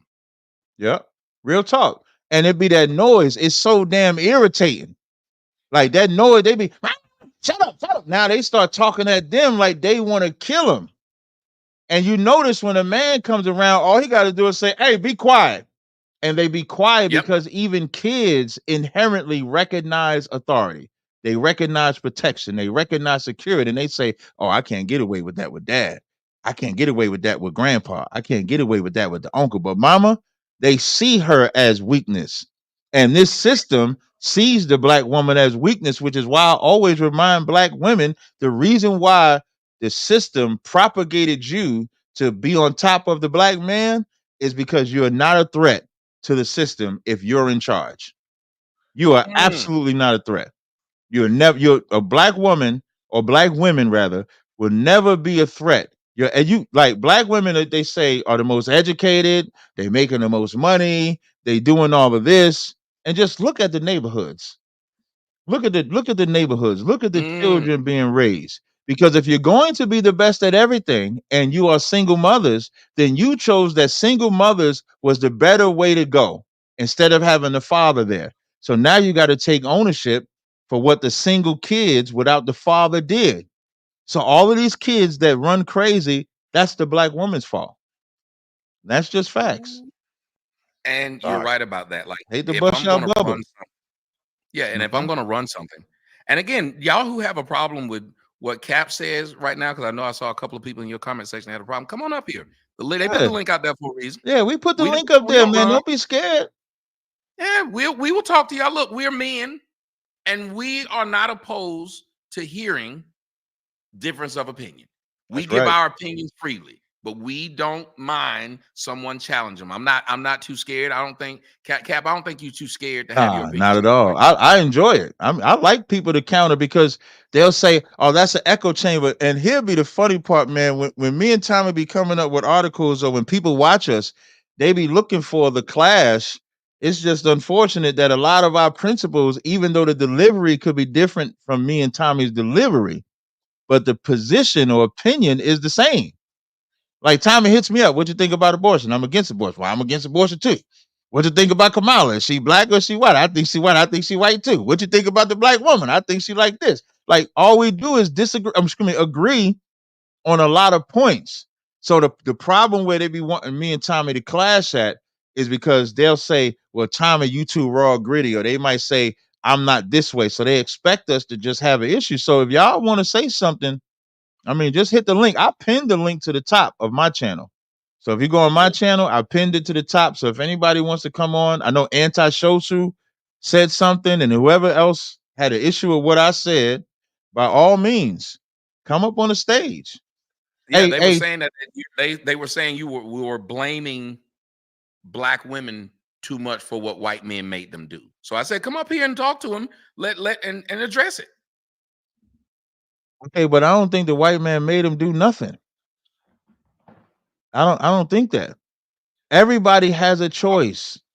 Everybody has a choice. Listen, I'm a sidebar. I'm gonna give an example. That whole Diddy situation, right? So Diddy is in jail. I'm not justifying nothing that he did, but here is my caveat for the Diddy situation. If anybody says in that Diddy situation that Diddy forced me to do whatever, or he wouldn't play my record, Diddy don't go to jail for that. I'm sorry. Because that's not a force. He didn't force you to do anything. You had a choice. So he's telling you, "Hey, I need that ass. I need some head. I need sex. You gotta do this threesome." Whatever it is you saying that he had to do, or he was gonna play your album. For your album to get sold, you sold your ass. I need that ass is diabolical. Listen, I'm gonna need that ass. Yeah, I was like, if Diddy said, "I need that ass, so I'm not playing your record," and you gave that ass up so your record could get played, you can't say Diddy forced you. The only way Diddy forced you is if you said, "No, I don't want to accept your advances," and then he forced you, or if he drugged you unbeknownst to yourself. But if you go to the party, get drugged up and high, and you know what it is, you can't say that Diddy forced you. And so it's the same thing with the black woman. Tommy ain't letting it go. I'm gonna need some shirts with that on it, Cal. I'm gonna need that ass. Listen, I'm gonna need that ass.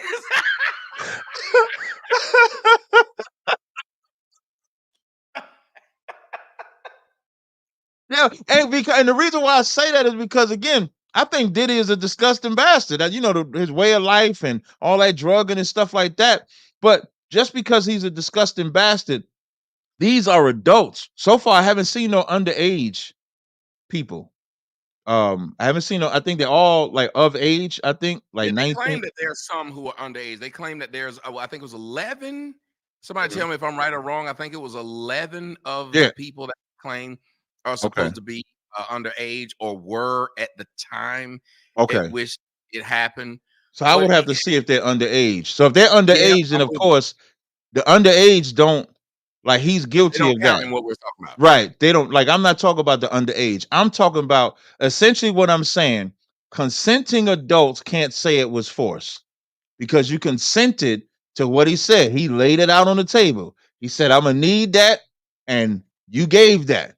But now let's say if you said no and then he forced you, then of course I'm not in support of that. And I'm using that in comparison when women say that the white man gave them no choice. No, you just chose the white man over your black counterpart. You chose that you didn't want to struggle with the white man. There was a comedian named Desi Banks. He's extremely popular right now.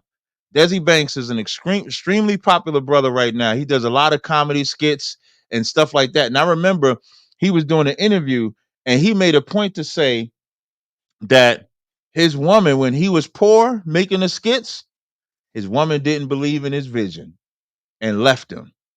I bet you that black woman hate that shit now because that brother is extremely popular. And black women don't want to build with their man. They damn near want their man ready. They want their man already rich, already in power, already having money. Well, here's the problem, black women. If you have nothing to offer except your vagina, he's going to treat you like a whore too. Because the woman that will build with him, he will go to the ends of the earth. But to the woman that he just bought because he got money, you know she got money, you're not going to build and you're not going to last. You're going to be treated like a 304. I'm going to let Tyson. Tyson is one who had something to say. And Antisocial, if you get a chance to come back, please come back up as well. I'm going to but Tyson came back up here. I think he wants to talk to you. But as we do it, for all the people out there, if you've ever, I hung out with Puffy. I didn't end up sucking no dick or getting fucked from behind. So apparently you don't have to do these things. And I made a lot of music and none of it got put on the radio. And you know what? I'm all right with that because I wasn't going to suck a dick to get a hit. I'm sorry. Right. It's just not me. I've been around a lot of celebrities. I've never been able to get talked into some shit I didn't want to do. If I did it, I would own it and would not turn around and then say, you did me wrong. I'm way too grown to be out here sucking dick and not be gay. I'm sucking dick, not gay. I just got forced to do it because I wanted my album played on there. Anytime Puffy tell y'all something, if he say he want to party, let me tell y'all something. With P in it. Oh, come on, cat. PDJ's over there with P in it. P in it. PDJ's over there with P in it. Oh, come on, cat. PDJ's over there with P in it. P Diddy be wanting to party. And you gotta tell him no. And you gotta tell him no. P Diddy be wanting to party. And you gotta tell him no. You gotta tell him no. You gotta tell him no. You gotta tell him no. You gotta tell him no. Antisocial said he was in there. No, click the link again, Antisocial. We was just finishing up. Tell him to come on back. We're just finishing up. Matter of fact, we got Tyson in here right now. Tyson, go ahead and talk to us. You better comment in the comment section. Yeah, I was saying I think us as black men, we got to be accountable for how our women is out here acting. I think, through slavery and everything, our value has been, we've been devalued by black women. And in turn, we have no value with the white man, but that's the value, right? We value white women. That's why they wear the weaves. We value the things the white people told we need to value. And that's what the women are trying to be. So I think it's our part to blame them. I think is a little weak on our part when we the ones that cultivated this landscape for them to act like this. In my opinion, because we see sisters in Africa don't act like this. In other countries, America, because of what we've been through as black people, I think is and what we covet as black people is what allowed these women to act like this, in my opinion. Who's that too? That's you. Me. Mm-hmm. I was just speaking. Yeah. I was just talking, but there wasn't no debate. And salute to y'all, by the way. I came on the show. I didn't wipe my feet before I stepped in. My apologies. Salute to y'all, brothers. No problem. Tommy said you. He talking to you. You talk very respectful, and in some instances, yes, the black man has to take his position. The problem is, black men have been out here to take their position. The problem is, black men have been out here speaking. We have to do this way. Black woman, cover your behind up. Black woman, do this. Black woman, do that. Black women just don't want to listen. That's why I gave I gave worldly. If I give spiritual advantages, I would talk about my organization. But I gave worldly advantages. When black men took accountability for the way that they dressed, I was using the NBA as an example. So black men took accountability because black men were the what do they call them in the NBA? Not the commissioner, but the president of the the league as far as the players go. President of the Players Association. You were right. Commissioner David Stern was the first one that told them they can't be dressing like that. Right, but they always had a black representative as far as the leader of them that would be the over for sure. the players union, right. Right. So they would always have the president of the players union. So if they came up with the idea, let's dress this way, let's conduct ourselves this way. And so now they conducted and changed the way that they move. Black women should have followed that lead, but they don't follow that lead. Okay, I will push back on that. Yeah, like. Oh, go ahead. I'm sorry, brother. No, go ahead, brother. Go ahead. I will push back on and say that was more of the commissioner trying to clean up the act of the NBA. That wasn't Allen Iverson and his homies saying, "Hey, man, I can't wear these baggy jerseys no more because I want to be accountable to the black community." That was the commissioner saying, "I don't want my league to be represented and looked at as a thug league." Would it have passed if the president of the players union didn't agree with it? They ain't got that much power now, brother. They got some power. That's not true because they league now. What'd you say, Tommy? The players union does have enough power to do that. That's why they run into those impasses where they have a stoppage. Right. But so that's called a lockout. That's called a lockout. And then when the lockout, we're not getting paid. So we had a crossroad of, is my wearing this stuff worth me not getting paid? Now, I don't think the brothers was willing to go that far over that situation. That's all. But to say the brothers pushed it and initiated that conversation, I think is disingenuous. Here's the part that black men like yourself don't realize. Maybe they also realize we do have to change the way that we present ourselves because children look up to us. Even though David Stern brought it up, do you not see black men making sure they represent themselves in a certain way? And it was enough black men in the league that didn't dress like Allen Iverson them to where he didn't have a whole bunch of black men who were saying, fuck that, this how we dress. There was other black men like Michael Jordan. He was suited and booted everywhere he went. Scottie Pippen, suited and booted everywhere he went. So these elders were able to tell them, they're right, we need to stop dressing like this. And especially what happened after the Malice in the Palace. That's right. Now flip it on the other side. Flip it on the other side. In the WNBA, look at how the black women are dressing, and look at how I hate me being an Israelite. I hate to say this, but you don't see the white WNBA players dressing like that. Very few. Yeah, I agree. It's the majority of the sisters. You see the black very women. Few. You see that this ain't the first time Angel Reese was out on the stage twerking. She was twerking with Meg Thee Stallion and them before. So she had a whole she had this thing. What was it? The plaster mold of her vagina. Oh yeah. Oh wow, I didn't know about that one. Yes. So it's not that black. Either with black women in the league, here's what we got. They're either men or sluts. There's no middle ground.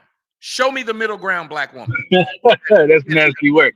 That's nasty work. That means he ain't got no answer for that one, Tommy. Yeah, I know. I can't point out specific. And I'm not a big WNBA fan, to be honest, but I only see what the media, throws out in front of us. You know what I'm saying? So I'm not out hunting for these sisters that are, heterosexual, clean cut, whatever have you type of women. So I can't get what you're saying, but there's nowhere. What set of celebrity or socialite black women that represent something that you would let your daughters look up to?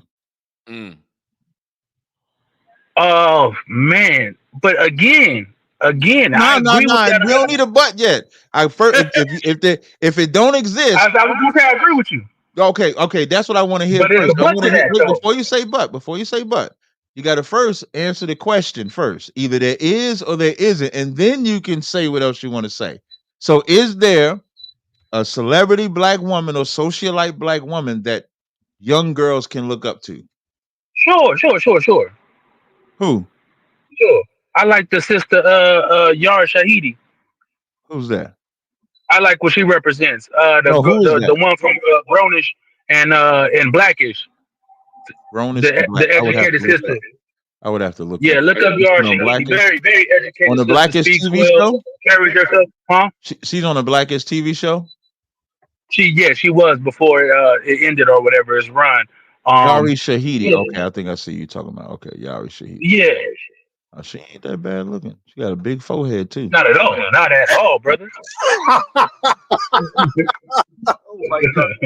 Sorry. What the fuck have you been drinking today, Cap? Coffee. All I had today was coffee. Just coffee. I ain't had nothing else. He told no lies. What is wrong? Hey, Mika, what's wrong with your boy? He won't stop.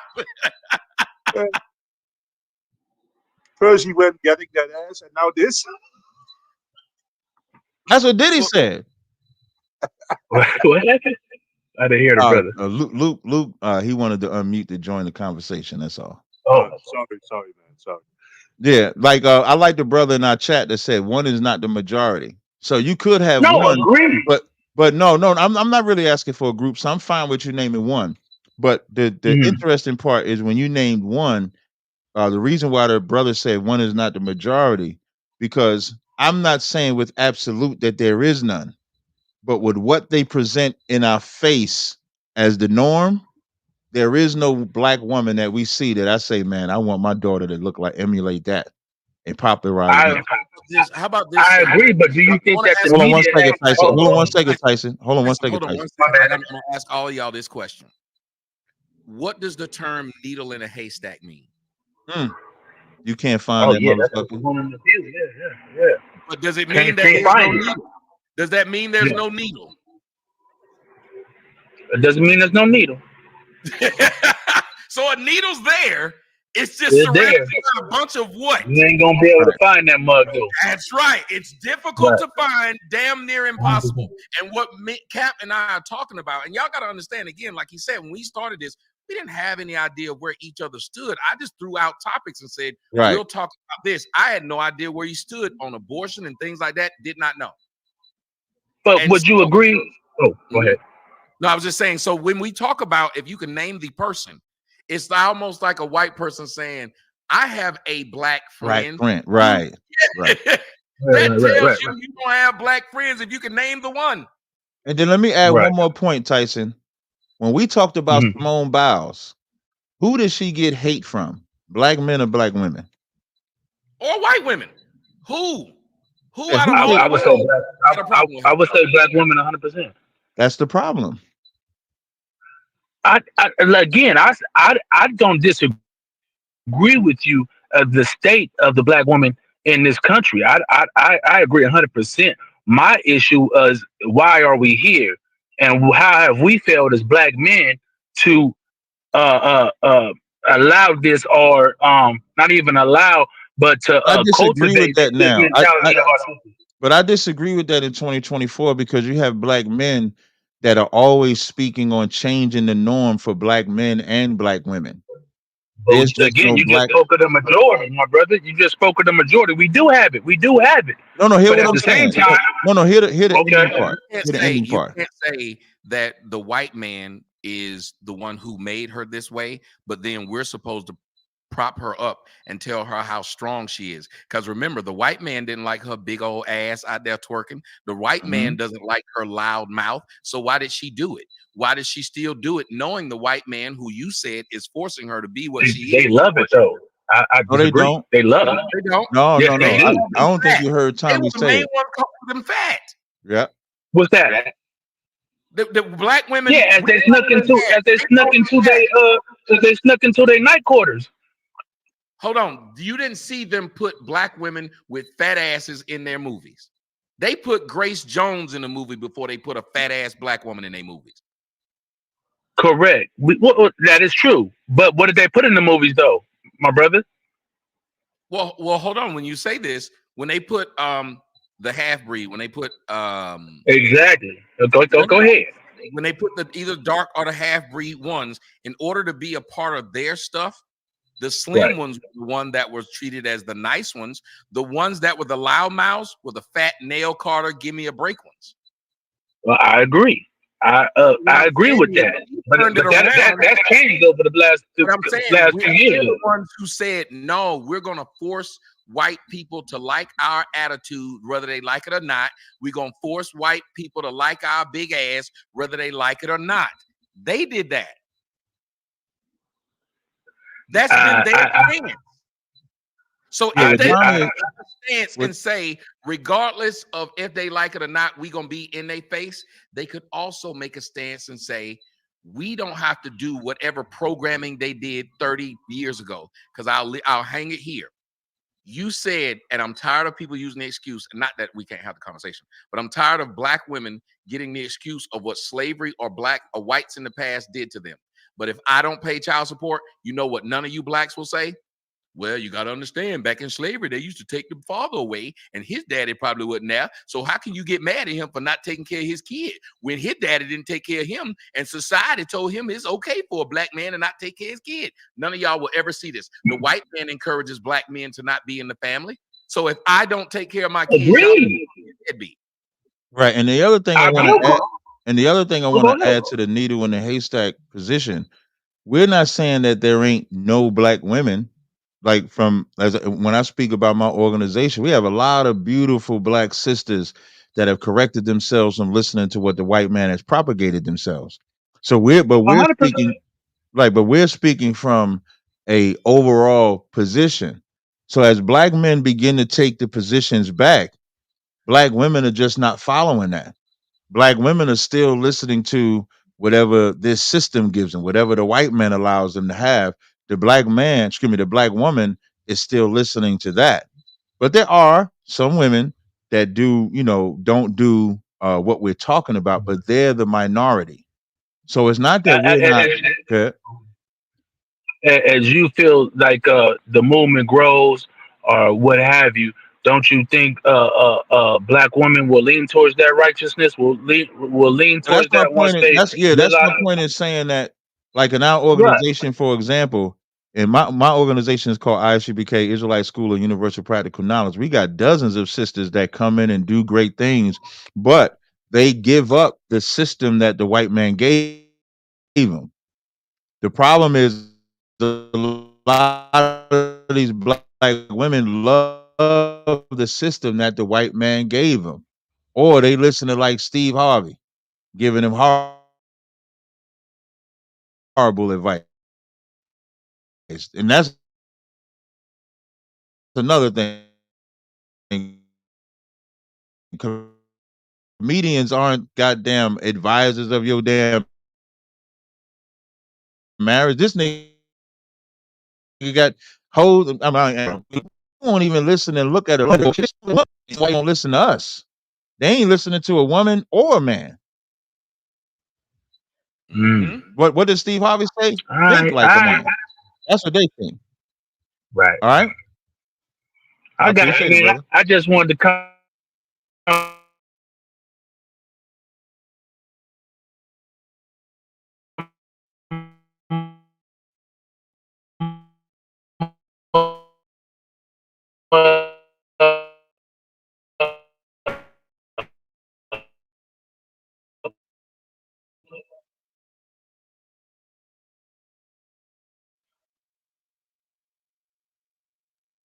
Oh shit.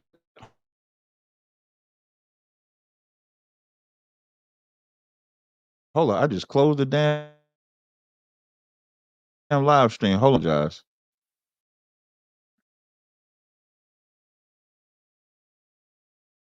Hold on, y'all. I apologize. I'm going right back in there.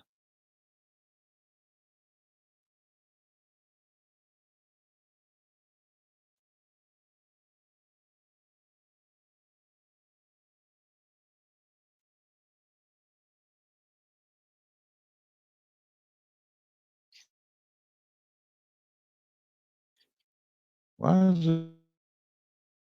this thing slowing up like that?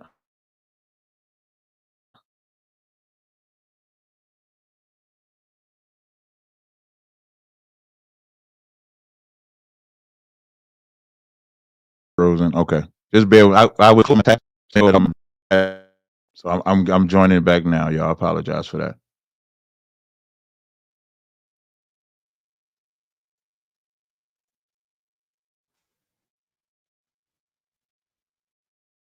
My bad. I was closing some of my tabs because they said I was freezing, and I closed the damn tab for the live stream by mistake. My bad.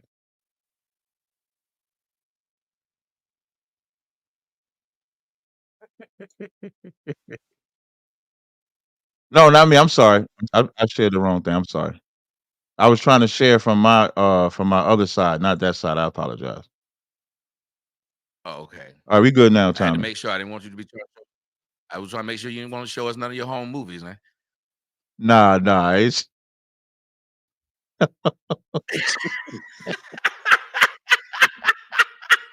I know you've been wilding out today. I know. I didn't know what Oh man. damn, that little frog got you gone, No, I dog. ain't drink. Listen, I ain't drink no Damn, the little frog frog. today. All I I know had we was waiting on Luke. coffee. All I had was Starbucks Yeah, today, that's no what they call coffee. it, huh? That's what they call it. Coffee? Oh, that's what they call it now. That's what they call it Yeah, now. that's what they call it Starbucks. They No, done yeah, it's changed just they done Starbucks. changed the format. Yeah, just a hazelnut latte. That's it. That's it. Okay, that's what the new name is. Mhm. Marcus, what's going on, Marcus? You want to join us? Hey, what's going on, man? How y'all doing? Are we doing We're good? doing all What's right. up? Talk to us.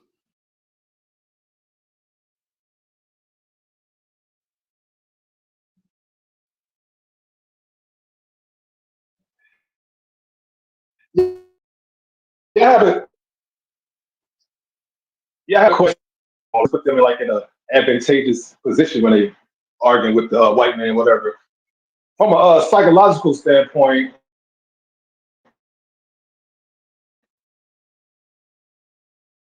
why do you think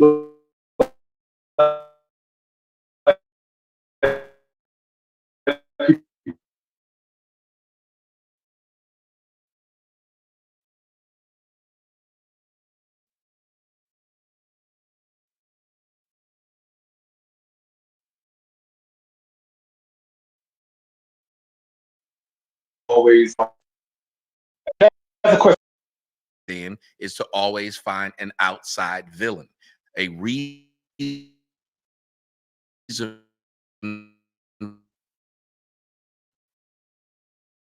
for or your problem to why I failed is your fault. What do I have to work on? If the reason I lost the game is because the refs cheated, what do I have to work on? None. If the reason I lost is what happened, buck breaking, buck breaking, how about passing? That's what we do a lot. We don't say, I'm going to stop the problem. They say the problem can't be stopped by me because somebody else is the propagator of it. Yeah, that's crazy. Cap, you back? Yeah, I think I'm good now. I think I think Cap's still trying to I fix have it. another No, question can for you, y'all hear man. me? Oh, okay. Can y'all hear me now? Thomas, I can you hear can. me? Marcus, what's up? We can hear you. Can you hear us? Okay. Yeah, I hear y'all. I think my laptop had the Wi-Fi as the primary, so I just hold on. Hold on 1 second, Tommy. I'm just gonna refresh my shit. Hold on, I'll be right back. I'm just gonna refresh my shit. Hold on.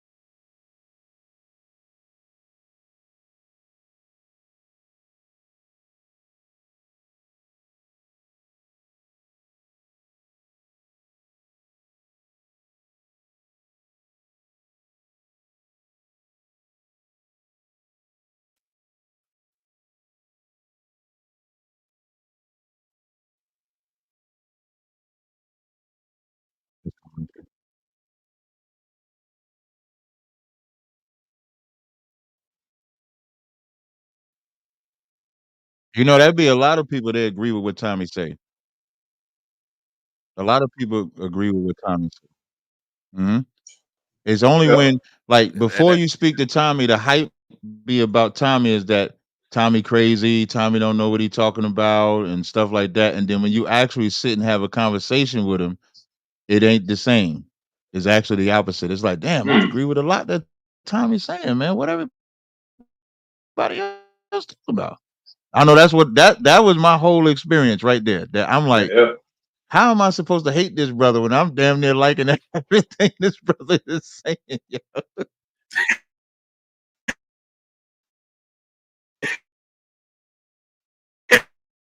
That's how it was Man. for me. I was gonna say one thing. Yeah. Yeah. I was gonna say one thing I said about Captain Cesariak. Like you're not so stubborn as a Hebrew. Like I never seen like other Hebrews do that. Like they more so stuck in their ways and like you know they don't really challenge other people. They don't really accept too many challenges from other people. Like across like far as being online, whatever. So that's one thing I can say about you. But what do well, you feel about don't give him credit for that though. You got to blame that on LaFrog. Yeah. I ain't drink to the frog today, man. I didn't. Blame it on LaFrog. Half the time he didn't hear shit you said. I didn't drink the frog today, man.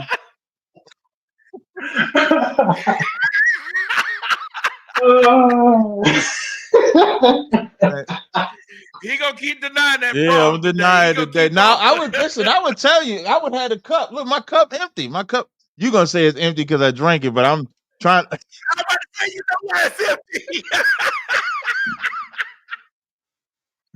Because you drink it.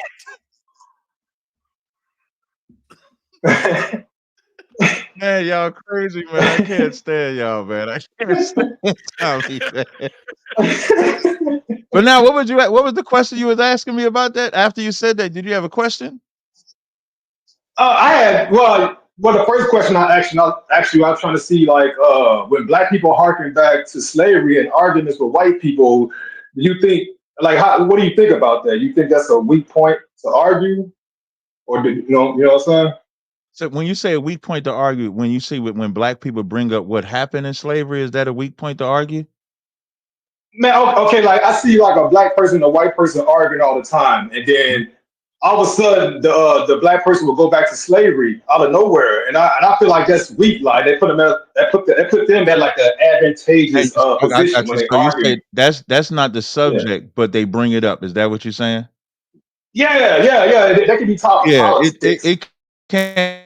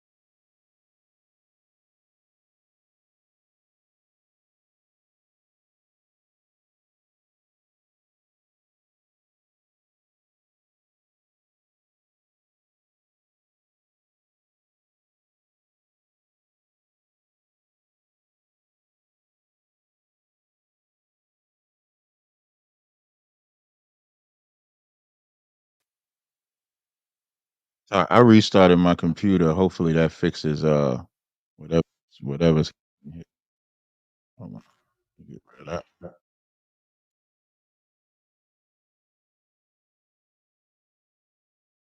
Yeah, it seems to be moving a lot faster. So hopefully that fixes it. I don't know what that issue was, but we should be good to go now.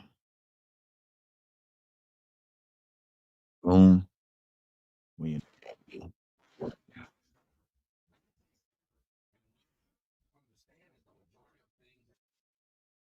They want it to be easy. Nobody wants to work at shit. Mm. Everything worth having, you probably got to work at it. That's why more people Yeah. play the lottery than play the stock market. Mm. And yet more people win in the stock market than the lottery. That's why Yeah. more women would rather, if you look at it this way, go on a dating site like Tinder. You'll see the same bitch been on there for 3 years, 4 years. Right. What the fuck has Tinder served you if you've been on here 3-4 years other than getting Mhm. fucked by niggas? Because you fucking. Yeah, that's what it's serving. That's like what it's serving. It's serving. I can get free ride here with no strings attached. It's serving. It's serving the purpose. Mhm. And remember, it makes them feel, if you don't feel pretty in real life, go on Tinder and you'll get 1,000 swipes in one day from a woman. She'll get 1,000 swipe rights. That's right. It makes her feel good because she doesn't have to work at it. That's right. She got to work in real life to get 1,000 niggas to say I like you.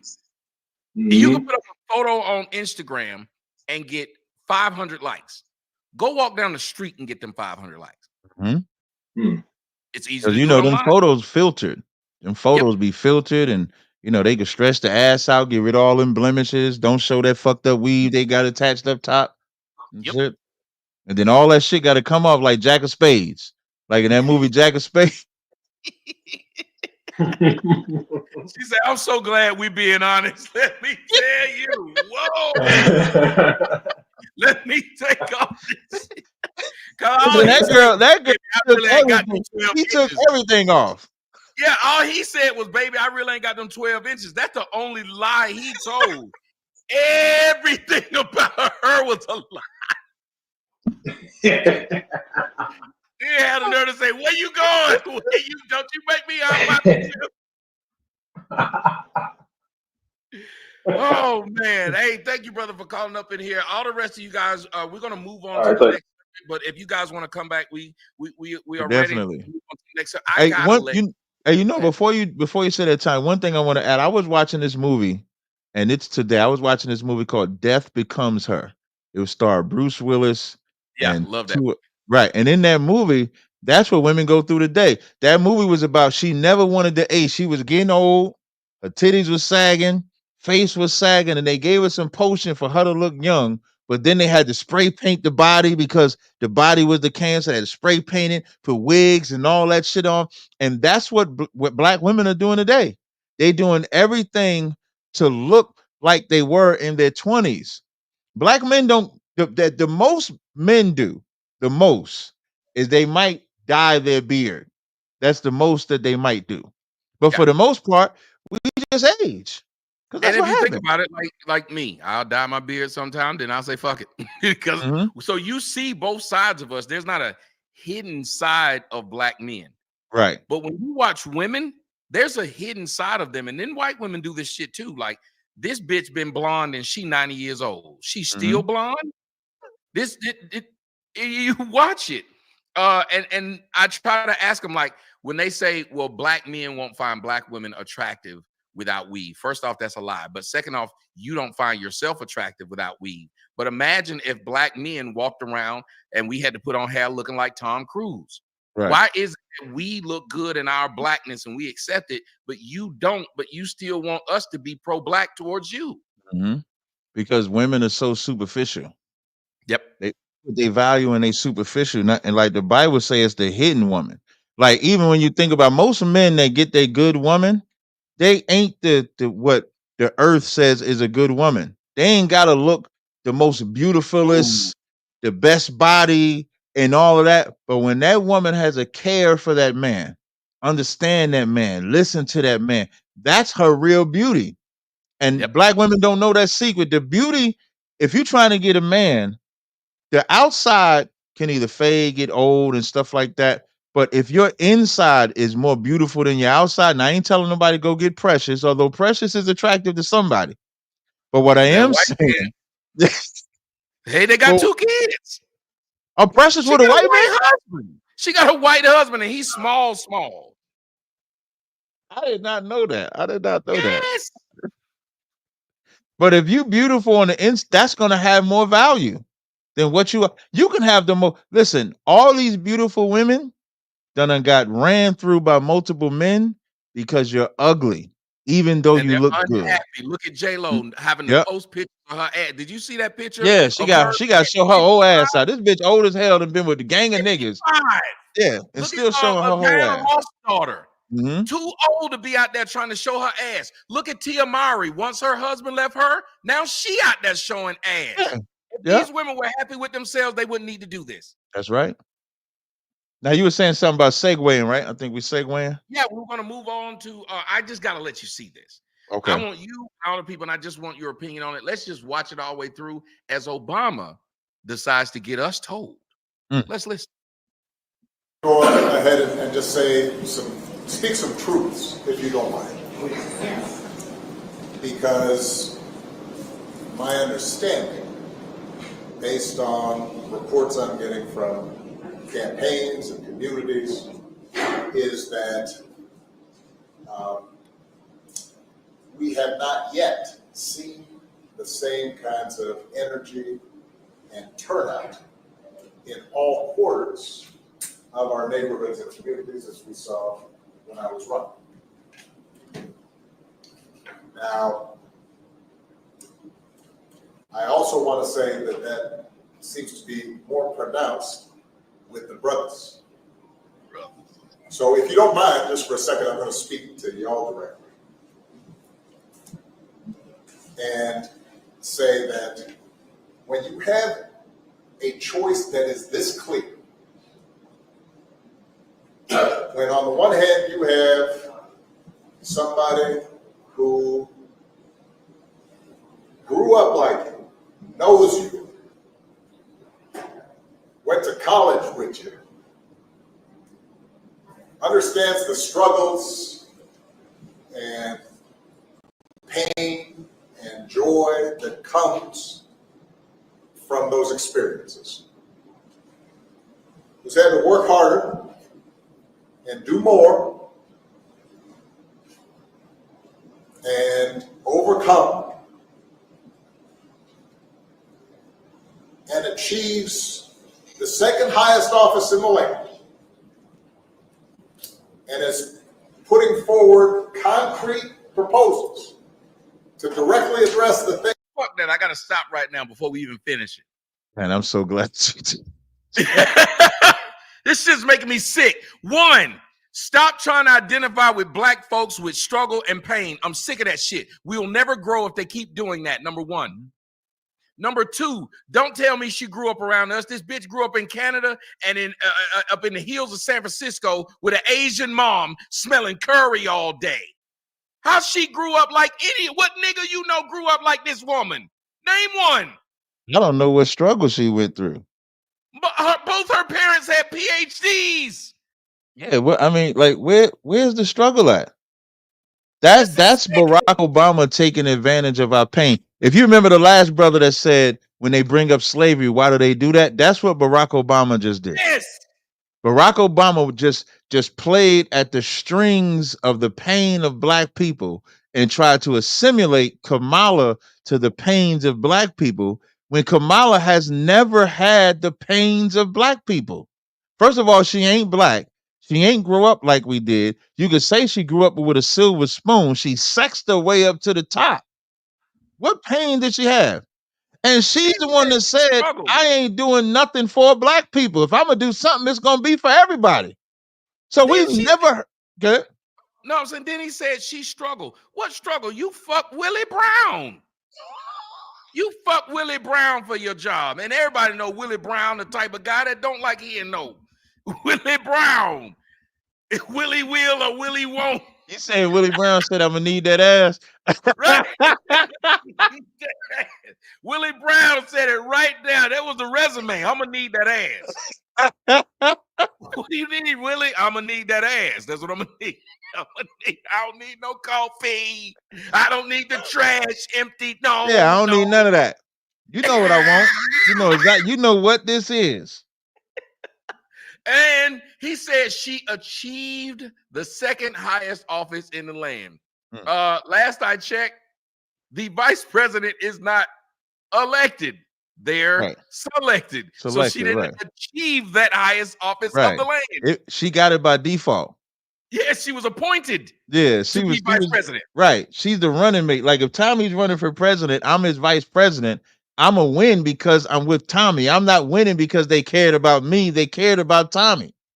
They didn't care. And listen, black people didn't even care about Kamala Harris. When Kamala Harris became vice president, you ain't never hear say, we got the first black woman president. Ain't nobody say that. She didn't even say that. That's why I didn't get mad at Trump when Trump was like, when Trump was like, all of a sudden she was black. I never knew she was black. And I thought she was Asian or something else, but she wasn't black. And Trump didn't tell no lie right there. And so Barack Obama is hustling niggas. That's what Barack Obama's doing. He's hustling black men and using slavery, which I hate that he did that, because Kamala can't even relate. Let's say if he used slavery for someone that could relate, at least it still is unnecessary in a presidential election, but at least it would be something relatable. Let's say if Kamala grew up with black people, if somebody could point the one thing that Kamala did solely for black people, then we can talk about it. As far as I know, even her as an attorney, she's the one being accused of everything that's wrong with black people being prosecuted. I think it was in California. Yep. So now all of a sudden, we're supposed to forget all that because Barack Obama said something. When Barack Obama himself never did nothing for niggas. We talk about wait. So you got Barack Obama as president of the United States. What did he do for black people? And besides let gays get married? But he said the same thing she said, that he's the president of America, not the president of Black America. So he can't do things specifically for blacks. That's what he said. She said the same damn thing. And I get it. I don't even know why y'all want to have this woman. I put up a picture of her family picture and I asked any black person, including Mika, if you're black and she's black, show me your family picture that looks like her family picture. Right. That's all I ask. When she got the nomination to be the Democratic representative, when Joe Biden stepped down, she brought her entire family on the stage. Do you know what there wasn't up there? A black person. No niggas. How are you half black and there's not a nigga up here? That you ain't half that. If you have something, there would be some niggas that come up. Just like if you half white, how you gonna be half white and you don't know no white people? No white people in your family. But you half white. It wouldn't make sense. Hell, I'm half Kennedy, but I ain't got no money. Yeah, I just want to see where's the people that's saying that she's black. Like, just show me how she's black, because I don't see it. And then Barack Obama. But she had white people up there on the stage. Yeah, she got white people on the stage with her. White people just on the stage, but no so niggas. If she got white people on the stage with her, why y'all making her black? If she had black people on the stage with her, you could say, see, she had the black people with her. There you go. She only started talking black and collard greens in the tub when she wanted to get the black vote. Who putting collard greens in the tub? And any nigga that's ever had collard greens, no, you would not put no collard greens in no tub. Damn tub. Who putting collard greens in the tub? Where? And then they went off on Janet Jackson because Janet Jackson said, "Listen, Janet Jackson. Listen, Janet Jackson told the truth. Sure, she said, she ain't black. She is not black." And stood on it. What I like about Janet Jackson, when they tried to give her that pressure and they claimed somebody from her team apologized, they came out there, no, that wasn't nobody from my team. And fired the nigga that did it. The nigga that put it out, they fired his ass.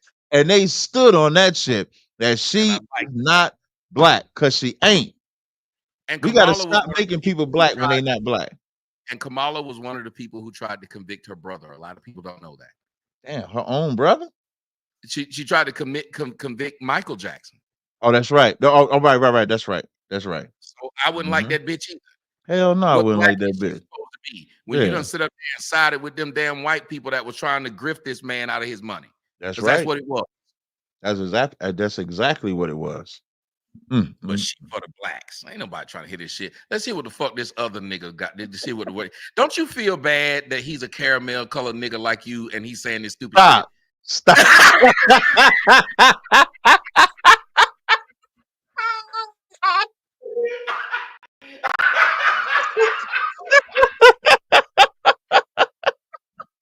Cat said stop. Stop, man.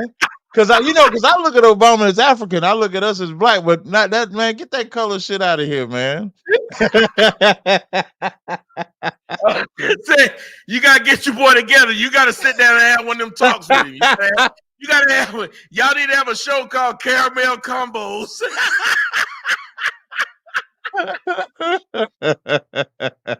You need to sit down and talk to your boy. Y'all need to talk. Figure this shit out. Let's listen to the rest of the shit he gotta say. Things that are vital in our neighborhoods and our communities, from housing to making sure that our mothers and our fathers and our grandparents can afford medicine, and making sure that we are dealing with prices that are too high and rents that are too high, and are committed to making sure that we maintain the Affordable Care Act, so everybody's got help here, and cares about things like education and entrepreneurship in our neighborhoods. And that's on one side. And on the other side, you have someone who has consistently shown disregard, not just for the communities, but for you as a person.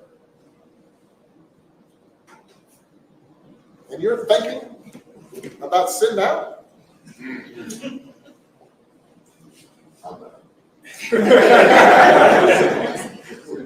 But, because of Pookie might be.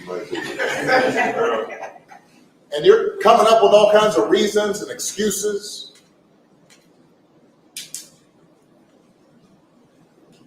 I've got a problem with that. Because part of it makes me think, I'm speaking to men directly now, part of it makes me think that, well, you just aren't feeling the idea of having a woman as president. And you're coming up with other alternatives and other reasons for that.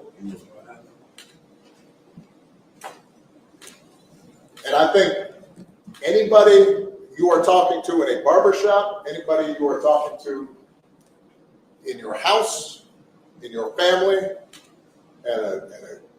at church, who is coming with that kind of attitude, I think you have to ask them, well, how can that be? Because the women in our lives have been getting our backs this entire time. They've been raising us and working and having our backs. And when we get in trouble and the system's not working for us, they're the ones who are out there marching and protesting. And, oh my God. And so now women, he said the black. We're thinking. He talking about the black woman doing that? That same stupid ass argument that these hoes been saying. They're the ones out there marching for us. Marching for what? The nigga's dead. Wait. I don't give a shit if y'all march for me when I'm dead. Like, I don't. I mean, who is he? What women is he talking about? Is he talking about like Black Lives Matter or something? All black women. And here's the funny thing. They tell us we're not supposed to group them together and we're not supposed to stereotype them. But when these sons of bitches like this stereotype them as all queens, stereotype them as every time y'all stood up for us, y'all took care of us, y'all raised the family, Bitch, I don't want to give you credit for raising a family. Where did you send my daddy to? Right. If you had to raise me by yourself, that means you either ran my father away or picked a piece of shit man to be my father. Right. That's what it means. That's all that means. That's why I'm not understanding why he's sitting there trying to propagate black women up. Like black women say, and just think about he's saying black men got to support black women. And then he's using black women, so-called supporting black men. When has black women supported black men? I don't want to hear. Especially a black man that's married to a white woman. Name that guy. Yeah, how is that black? How is that? How is that like? If it's black love or it's a black, like he couldn't. You notice he can't say she got the black husband, the husband and the woman coming together. Can't even say that. This is a black woman. Excuse me. This is a fake black woman that got a white man on her arm. You know that inspire. You know what that inspires? That inspires black women to get more white women. Excuse me, white men. That does, like her being president does not inspire black love. It inspires interracial love. It inspires, well, I got to get me a white man like Kamala. Say it again one more time. All the feminist movement is gonna say, I got to get me a white man like Kamala. If I get a white man like Kamala, I could be president. If I get a black man, I can't be president. I might be able to be a councilwoman or something like that. I want to be president. I got to get me a white man. You're right. It props up interracial relationships. Because that's what right. does. Because Here's like the thing. How are you going to tell me about my black grandmother and the black women in my family and how my mama black, and yet this woman you call black, her mama wasn't black? Let's say this again. If having a black mother is so important, why is Kamala's mother not black? Do you not want to speak on that? Right. If it's about black, I'm just still tripping because we don't realize. Like Obama's mom ain't black. That's a white woman too. Where did he bring all these black women at? And neither one of these motherfuckers got a black woman in their family. Neither one. God damn, that's cold. Now that's cold. They are who they are, and their fathers are quote unquote black. Both their fathers are black, but black men get no credit. How the fuck that makes sense? They weren't raised by not one black woman. They had no black woman influence. So what the fuck are they big upping black women and putting down black men when neither of their mothers were black? And like I said, like the influence of social media and the internet and entertainment has affected black women so much. This is not going to make black women stay with black men. This is only going to encourage interracial, and black women are going to continue to leave black men. But you want black men to support this black woman. Now, you got to ask yourself this question. Would black women support a black man with a white woman the same way? You got to ask yourself that question. They never would. Have you noticed black women support every black woman with a white man that talks about being pro-black? They never question her pro-blackness, even though she's with a white man. And there's something wrong with that, because they would never allow a black man to be pro-black holding hand with a blue-eyed Becky. As a matter of fact, they made jokes of it on Don't Be a Menace while drinking your juice in the hood of the pro-black brother who was talking like this and then walked up and got a white woman. Did they not? Yep. That's exactly what they did. Exactly. And that's what I'm saying. Like, if a black man has a white woman, black women ain't standing for that. He can't be pro-black. But Kamala, for some reason, is pro-black with a suspect ancestry and with a white husband. I don't. Barack Obama sucks ass. Like that's about the best I can say.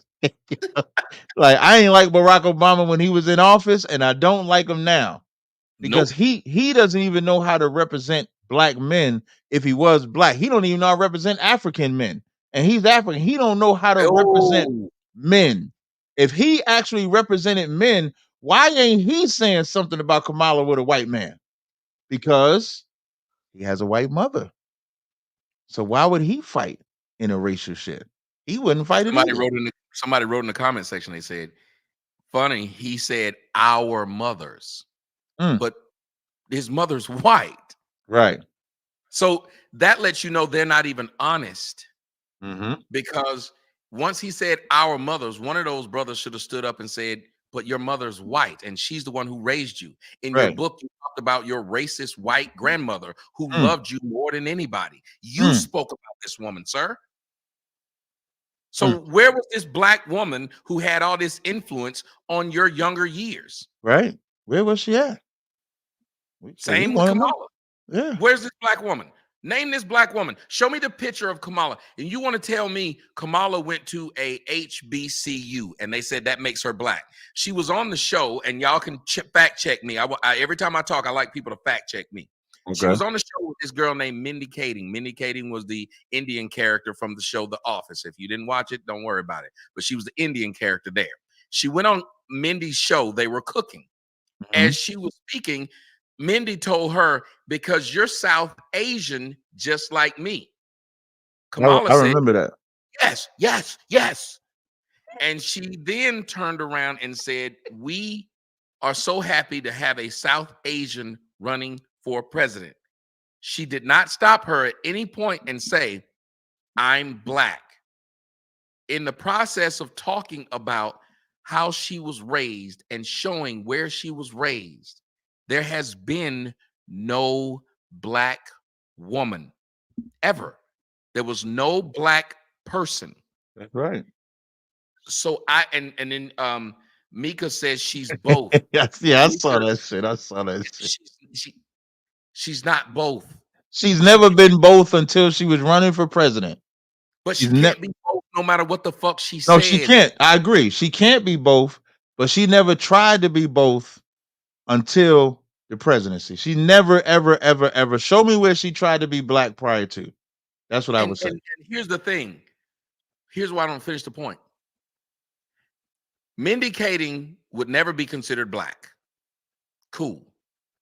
They claim that because Kamala went to a HBCU, that makes her black. Cool. If you look it up, there's an article about Mindy Kaling's brother. Do you know he got in trouble because he went to an HBCU and pretended to be black, just shaved his hair, got a scholarship, and they found out that he wasn't, and they came back and was saying he took his scholarship from a black person? But by their logic, he is black. By their logic. Let me tell you something. Black women make up shit.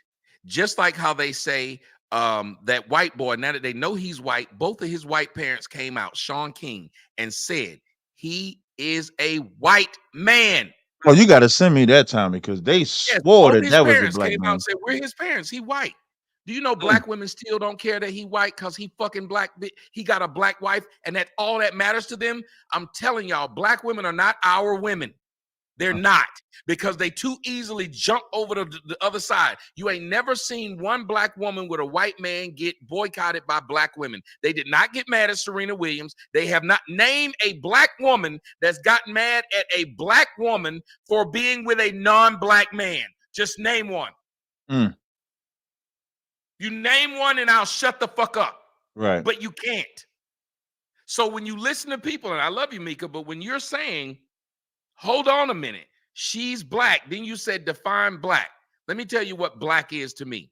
Both your parents are black. Then you're black. If both your parents aren't black, then you're not. Why can't we make that the distinction? Because you know what white people do with their race? That's what they call white. If both your parents aren't white, you ain't white. Why is it that everybody else can have delineation like that, but blacks are supposed to be the trash can of the rest of the world and accept everybody because you got a little black in you? That don't make no fucking sense. That would make you be the easiest group of people to infiltrate on earth because everybody can be you.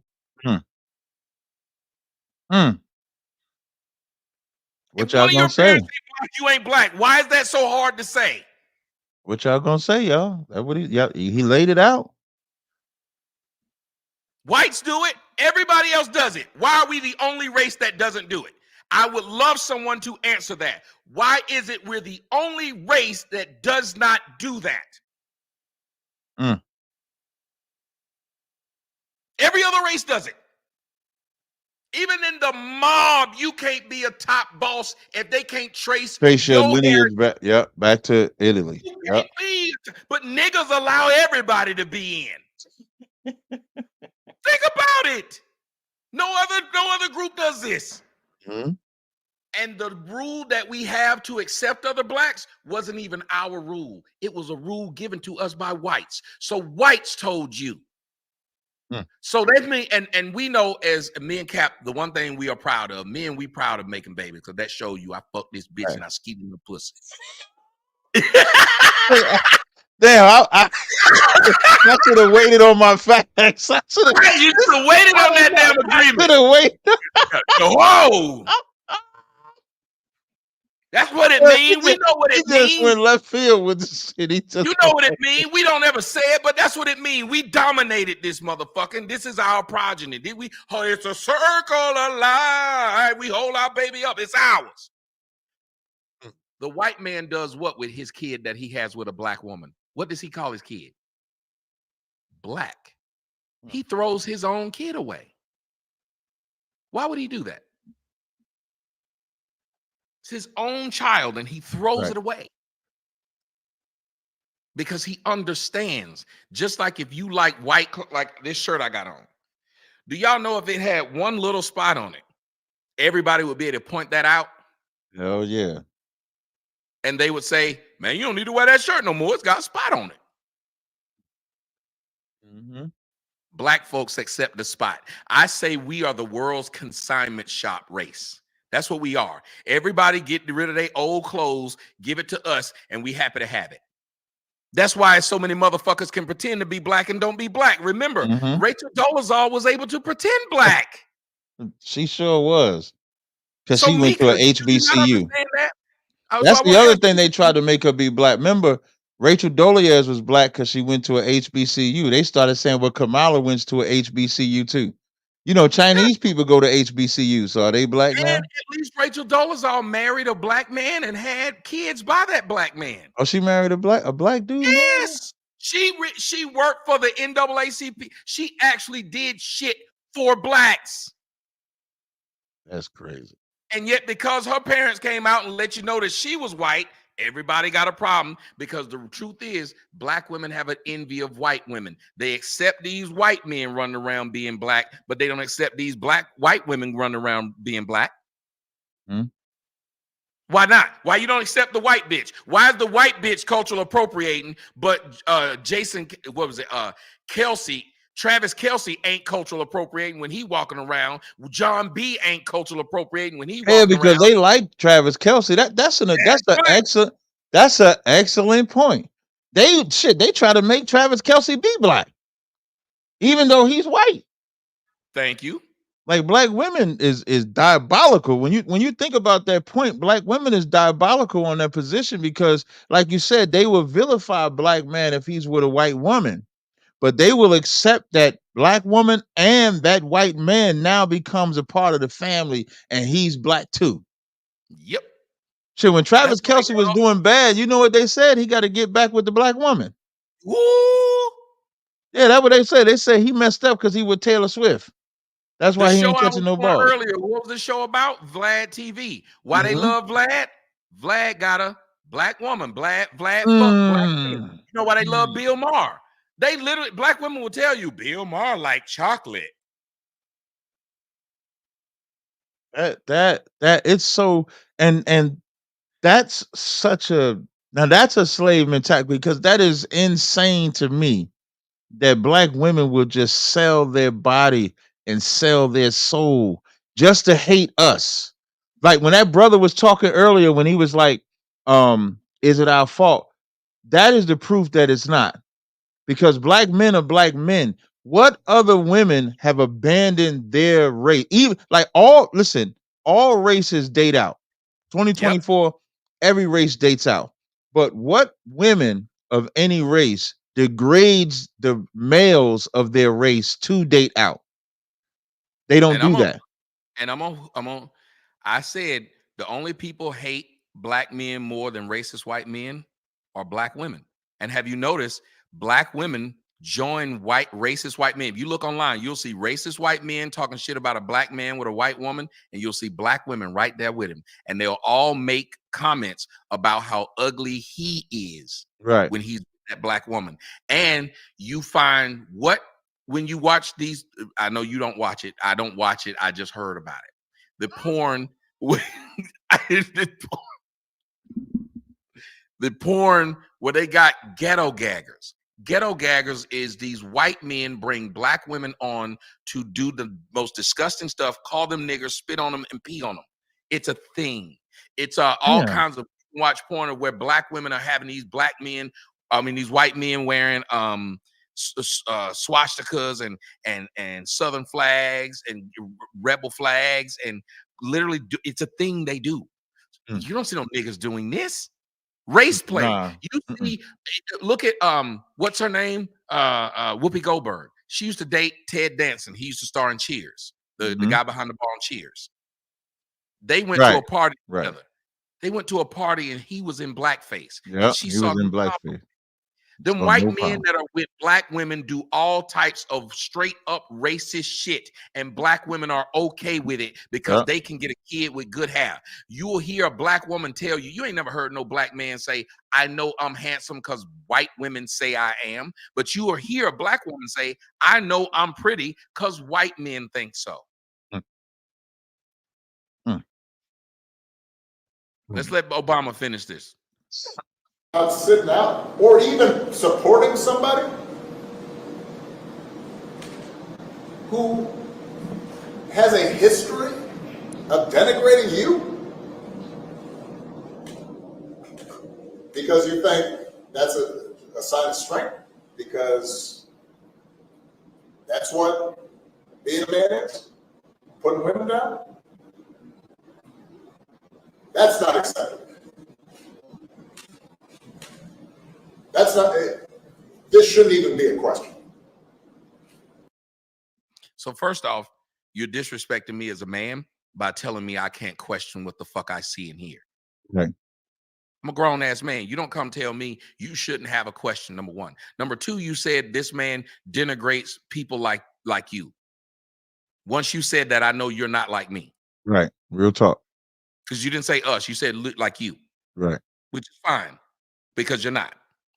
So then once I say this, you ask me to vote for Joe Biden. He has a history of denigrating folks that look like me. That's right. But you want to look past that. You gave a eulogy for James Byrd, or Robert Byrd, excuse me. And those you need to look him up. Robert Byrd was a former even a grand wizard. He was above the grand wizard. I think what the name is, again, y'all Google him. He had a name higher than the grand wizard. Somebody in one of the comment sections tell me what Robert Byrd was when y'all look up. Like he was I forgot what the fuck it is, but it's above him. It's above the grand wizard in the clan. And you talked about along with a grand dragon or something like that. Yeah, thank you. This motherfucker, y'all was okay with him, hugged up on him, got pictures with him. And then when you talk about somebody who denigrates women, no offense, because y'all know I rap and I love rap. But Kamala Harris went on a guy's show by the name of Luther Campbell. If you don't know Luther Campbell, you may know Luke Skywalker. And I'm not talking about Star Wars. I'm talking about Pop That Pussy Doodoo Brown. Now, how you going to say Donald Trump, who says grab him by the pussy, disrespect women? And let me tell you something. As a grown-ass man, I am not going to go around trying to fight another grown man because he disrespect women. If he does something to women that they don't want him to do, then I would have a problem. If those women allow another man to do what they do, I was taught in my camp, women choose the type of men they want. They choose the attitude they like, and they choose the circumstances they okay with. Just like we ain't cool with no man that suck a dick talking about I needed somewhere to live. Right. Why am I going to be cool with a woman saying the same damn thing? Real talk. I'm not. There's no morality. There's no principle. It's no nothing. And to continue to just say do it because she's a woman, because she's black, It's like we have to forget common sense. That's what he's saying. Common sense would say don't make a decision without thinking. And that's essentially what he's saying. Don't think. She looks like you, she has complexion like you, vote for her. What about what's her stance on abortion? I'm against abortion. Vote for her. What about economics? What about her bills? How does she thinks about housing? Because real estate, I own a house. This is important to me. What does she think about her?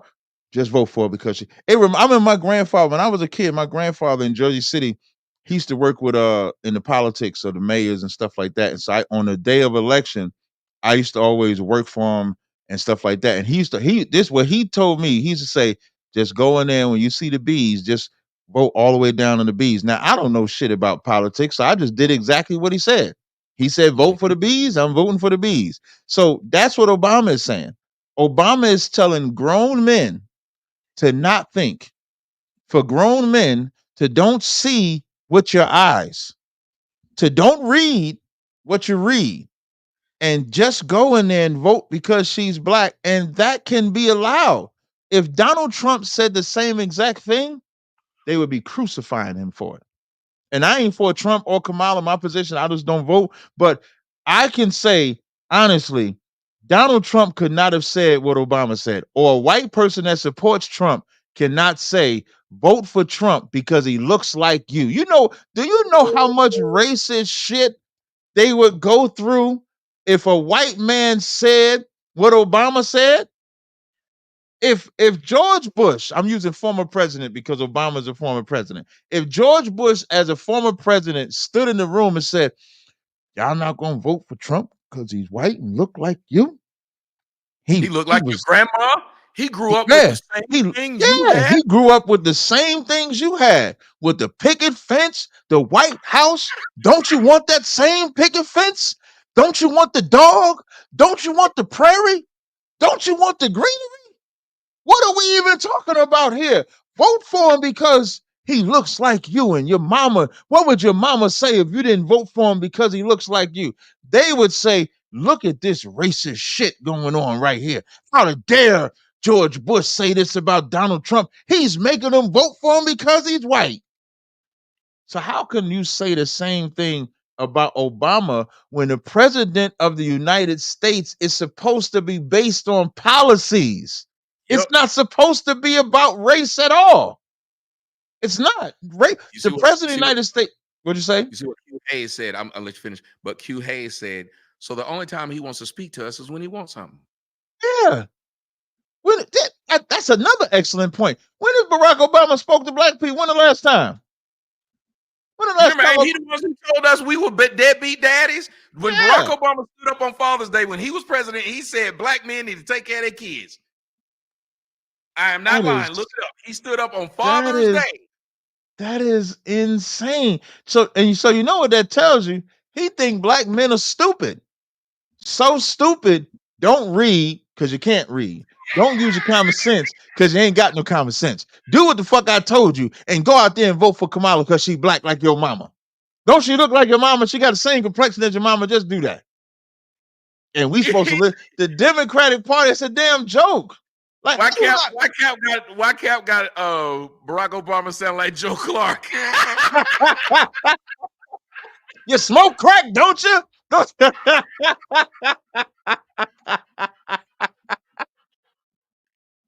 You look like your mama, you die like your mother. Yeah, you smoke crack, don't you? Like that, like real talk. When you think about it, like it's the Democratic race is the most disrespectful race to black people ever, and our eyes are closed because they're using the complexion. Our eyes are open with Trump. We analyzing everything with Donald Trump, no matter what he say. Oh, you wasn't supposed to talk to them black sisters like that. You wasn't supposed to say this to them sisters like that. But black people, but the black women, there was a video where Kamala Harris was sitting with these I think it was 3 black people. Might have been 2 black men and 1 black woman. And when she went, she gave him the nastiest handshake ever. She gave him like it wasn't even like a real handshake or anything like that. And then walked off, and they looking at each other like, damn, yo, she ain't even show us no love. Like they can do whatever disrespectful things they want to do to us, And we still looking at it like, yeah, we got to vote for him. Like, we stupid. They know that black people stupid. They know it. But wait a minute. Doesn't he sound just like Joe Biden when Joe Biden told a serious journalist or a person at least trying to be serious, Charlemagne the God, who said, can you give us your policies and why we should vote for you? And his response to him was, if you don't know who to vote for, you ain't black. A white man told a black man that with a straight face With a and straight still face. won the presidency. That And tells you the how black most man are didn't on the say vote nothing. vote. The black man Nothing didn't say happened. nothing. Laughed it off like a good step and fetch nigga. Didn't challenge him on it. Didn't say why didn't that was Charlemagne the God, right? Why didn't Charlemagne check him for that shit, man? You letting the white Sunned him man on his say own that? show. Sunned him. Sunned him on his own show. He was supposed to say, how dare you disrespect black people by saying that, but he would never say it. Them black men in that room with Barack Obama was supposed to be angry about him saying, do it because you black. Like, we ain't got no sense. We They ain't know got they no can punk understanding. us. Don't read, like you said, don't read because I know you niggas can't. Don't read because I know you niggas can't. Don't study this for yourself. Don't study this. My word for it. That's right. And it's not even take my word for it. This is a command he's given. This is an edict he's doing. Mm-hmm. You will lose what blackness apparently he gave out. As a man, the one thing you should know is another man can't take away your blackness, just like Facts. another man can take away your manhood. Am I lying? Facts. No, that's right. That's facts. Motherfucker don't make me black and can take it away. If this nigga can take it away, maybe my credit score will get higher. Right. And a vote, right? And a vote don't make you black or not black. You gonna be no matter what side you vote for, you still gonna be whatever race you is. You ain't black because you decide not to. Especially you ain't never gonna not be black because you ain't support a white man. Hey, come on, man. Like if you say you ain't black if you don't support me and we brothers, yeah, like you can say that if we brothers, if it makes sense. But for a white man to say you gonna lose your race if you don't vote for another race of man, like a white man, of all things to vote for a white man, I'm gonna lose my blackness for a white man. Hey, I don't know if y'all can remember what I did back when I first showed Trump love back in 2015. I was like one of the first people, fuck niggas, people who said, I'm vote for him because nobody took him seriously. And I remember somebody saying, you know, you can't vote for that white man, blah, blah, and you can't vote Republican. And I said back to him, I said, it's something wrong with y'all black men. I said, I can imagine y'all back in slavery now, throwing up sets for your slave master. You arguing, Massa Hawkins, nigga, West Side, and he hollering, Massa Jenkins, nigga, West East Side, and y'all fighting over these white men because I said both of them are white. How am I less black for voting for one white man over the other, especially if you told me white men are the devil? That's right.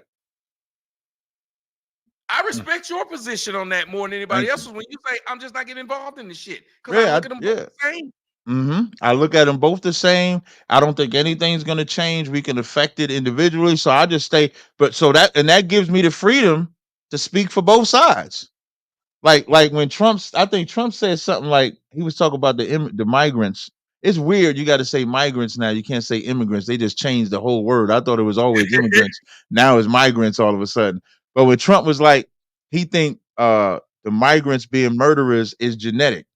And I thought that was like the weirdest thing to me because there ain't nobody that killed more than white people. So if anybody got genetic murder in their DNA, it's white people. So that was kind of weird to me. But now I could speak freely about that because I'm not for or against any of them. I don't care. And on the flip side, only thing I will say, I remember back in when Trump first got elected, I actually wanted Trump to get elected because he was so racist. When I called the white man the devil, black people wasn't gonna be mad if they was gonna understand because you're right, because Trump shouldn't be in office. So it was a advantage from that position.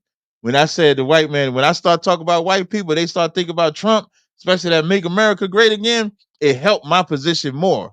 So that's the only thing I'll say. If Trump gets in office, it will absolutely help my position more than it will hurt my position. Because when I go out there and talk about how Trump His racist, the Klan racist, and all of that. Black people gonna fall in love. They're gonna listen to every single thing that I have to say at that point. And so it becomes enjoyable. I love it. It's like the greatest thing ever. It says, can I ask a serious question? What does the black card get you? Exactly. I've never given a white person a black card to actually answer that question. And only a fake black man would actually tell you that he has a black card. There is no such thing as a black card for white people. So I don't know what to tell you. I don't know where my boy Tommy went. I don't know if he dropped off, but I'll keep it going from here. There was a video that I wanted to show. I don't know if I could share it now. Let me see. Go ahead. I had to run for a second. Oh no. no sweat. I appreciate it. But yeah, so that's what gives me the freedom to talk about Trump and the freedom to talk about Kamala. And Kamala is brother, white. I don't know if you see the screen. The brother asked, "Can I ask?" Oh yeah, I answered that. Yeah, I answered that. I said, he said, "Can you get what is the black card?" I said, "Only a fake black man would actually have a black card to give to a white person. You if you're white, you're white. If you a cool white guy, you're just a cool white guy. But you're not getting a black card. You don't like white people." And this fucking picnic or cookout. Right. What does that mean getting invited to? He could go to, but if you notice, the most people they say he can go to the cookout is always some fucking white man that black women accept into the cookout. When's the last time the white woman got accepted into the cookout? When's the last time we said she ain't never getting? Yeah. And for the record, I don't want neither one of them in the cookout, but you right. I ain't bringing neither one of them to the cookout, but you right though. The white woman, let her brother bring his white woman to the cookout. Let a brother bring his white woman to the cookout. Every black bitch in there gonna have all eyes. The white bitch gonna die just from walking in there for all the cutting from the eyes that's gonna be on her. That's what they gonna do. But the black woman walking there with her white man, the black woman go, "Ooh, where you get him from?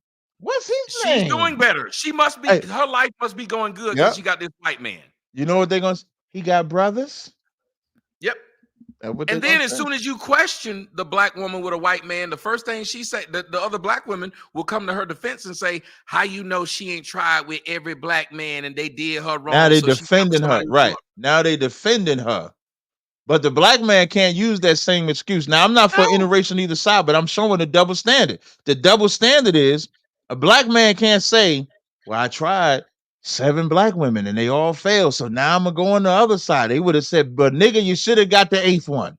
The 8th one was the one." Now, a black woman say, "Well, I tried 3 niggas. You tried 1 too many. You should have went straight to the white man." That's what they'll say in return. Well, you remember it's in the Bible. It said, "How many times should you date a black bitch? Should you date it 7?" And it says 7 times 70. Tommy stupid as hell. You know it's Tommy. Oh man, that ain't in there, man. Tell these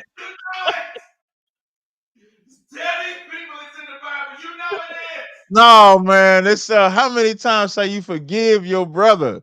But now if you saying the black woman, she do need a lot of forgiveness. No, it said how many times should you date a black bitch? That's what that woman quoted to me. That's what she said. Oh, that's what she said. Man, you crazy as hell, man. I was trying to tell her I would not date a black woman. She said, "The Lord said." Hey, Glenn, you somebody said in my chat, you got a question. If anybody has a question, there's a link at the top of my channel. You can just click that link if you got a question. It'll bring you into the chat. Yeah, but Obama tripping on that one, Tommy. Obama tripping real hard on that one. No, he said you had something you wanted to share. Oh, that's when you was gone. That was that telegram I sent. It'd be better if you share it so they could see it. It was about that black woman. Yeah, it's that black woman, Salaki. This was a rough one. I was so glad we was doing the show together because I said I don't know if I could talk about this without Tommy. Only Tommy, me and Tommy would have to do this together. You see that? If you sent the telegram, why don't I have it yet? Yeah, I sent it. Oh, let me make sure I sent it to you. It's right above when you sent me the link. Let me see if I send it again. Oh, it's already up there. Yeah, it's at the top. It's above that. Like if you. Oh wow. That's in front of kids. Look at Tommy. Look at Tommy face. Look at Tommy face. Hey, no, I'm not like. I ain't gonna lie. I do like it a little bit. Let me.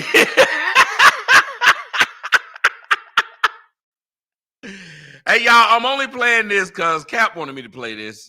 Nah, hell no. We was looking for stories. Everybody. Wait, before we play this video, right? Before we play this video, like, okay, everybody's gonna get thrown off from this video. I'm just telling y'all. But so I need to give y'all the premise of the video, and you got to watch it to the end. What this woman is doing is in front of little kids. Everything that she's is in front of little kids. It's in front of little children. And this goes back into, if she can do this in front of little kids, what does that teach the kids? And when you watch the video to the end, you got to watch it to the end. Now, when I say watch it to the end, it's a 30-second clip. So you can come at the 29-second mark and you're going to see a little girl comes up and starts doing the same exact dance that this woman is doing. So you got to look at the way. Yeah. Well, I can tell you this here, Cap. I'll probably come before the 20-second mark. So.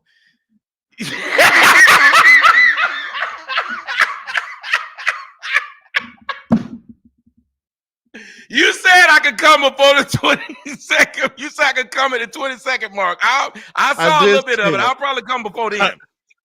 I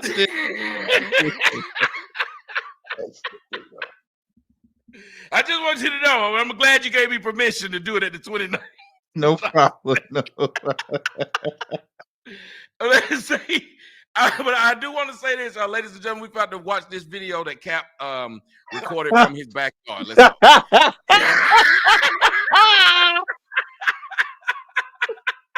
I ask everybody, do you know what cause and effect is? See, what we're witnessing right here is years ago when we allow whoredom to be in our communities. And we say, oh, no, there's nothing wrong with it.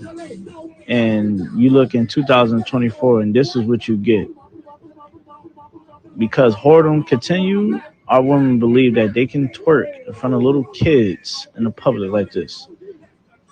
Something for you to think about. I saw it. You saw the little kid? Yep, she got right down just like her. And again, this is all learned behavior. Right. When you saw that video, I want you to tell us. Because again, I think they don't understand. We like women, but we also are raising them. Right. So we're in the middle.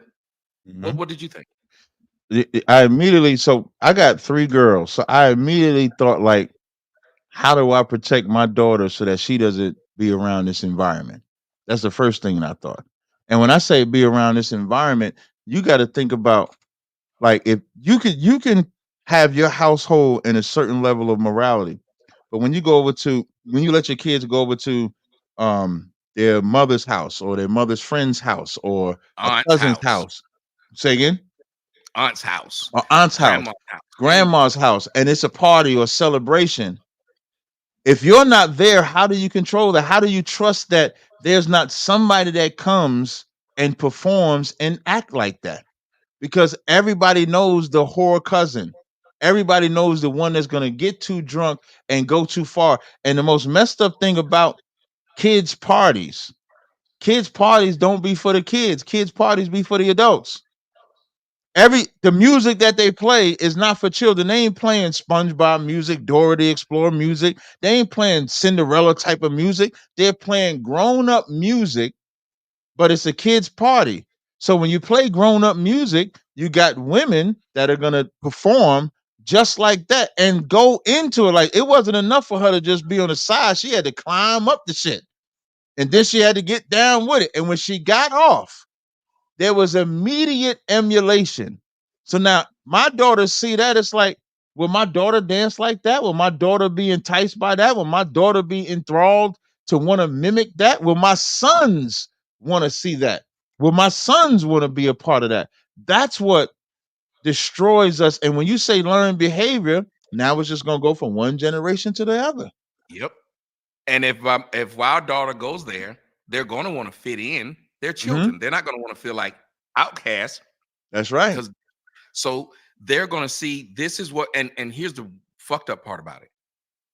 There was nothing but women there even cheering this on. So other women are cheering on women acting this way. That's right. So, and how many videos have you seen of these women shaking their ass in front of little boys and laughing as the little boy then jumps on them and slap them on their ass and stuff? So they're degrading and turning to degenerates, males and females. Yep, and you can't say that that's a man that's occurred because I don't see no men in sight. At all. It's just a woman hear some twerk music and say, "Let me twerk. Fuck these kids. I'm gonna twerk. I'm gonna shake my ass. I'm gonna do all of that." And then when the kids grow up to do it, you gonna blame the kids. You're never gonna blame yourself. Like black women are never gonna take accountability for turning these young girls into whores, for turning these young girls into fast chicks. And ladies and gentlemen, this is back to the nigga who was up here earlier talking about some we should not blame them. Who the fuck should we blame for this? There was no man around and no white person around. There was only her and her children. Yep. And if everybody is laughing at that, when a predator comes around that little girl and plays that same music and say, dance like such and such, take this lollipop, take this, that's coaching for her to be easy to sell her body because she's seeing her auntie, her cousin, her mama. That's how Puffy get them. That's how any of these older men get them, because you've taught them that the thing that they should value most, that is the thing that they should sell, is their body. That's all they're going to be known for. It's not the intelligence. This woman who has these big, imagine this woman who has this big ass is gets the most attention right there. So my daughter would be looking at it because my daughter's slim, so she'd feel bad about herself because she don't have a big ass like that and big tits, and she's only waiting on her to grow big ass and big tits, and if she can't get them, then she'll go pay for them. That's what you put in your child's head, and what you put in your son's head, to devalue women and look at them as sex objects. If they ain't twerking, I don't want it. If she ain't shaking that tail, I don't want it. If she ain't half naked, I don't want it. And my daughter having trouble in high school and college when they do start to like boys, because if they ain't twerking, like what you say, if they ain't what? They ain't twerking, I don't want it. If they ain't half naked, I don't want it. So when the good, clean sister comes along and she walking by and she realizes she can't get a man because she ain't twerking, you know what ends up happening? She twerk a little bit. She take her clothes off a little bit. She changed. So then when you see, with them. Yeah, she start hanging with him. And then when you see your daughter, you're like, hey, what happened? All to get a man. Because then she starts believing, I can't get a man unless I do this either. We're just fucking with you, Tyson. We're trying to get you back up Stop here. being a damn crybaby, man. Fuck all that, man. You fucking crying, talk about y'all don't get it, but I digress. It ain't nothing to get. She twerking on a damn house. The little girl comes up right after the twerk.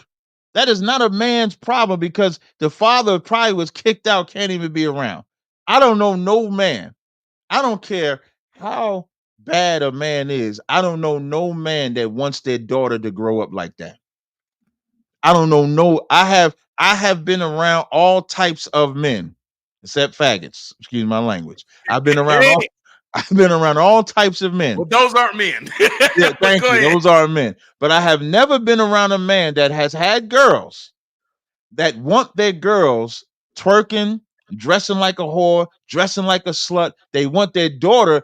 Matter of fact, they don't even want their sons to be like them. If their brother is in a gang, he don't want his son to be in a gang. He want his son to have a better life than him.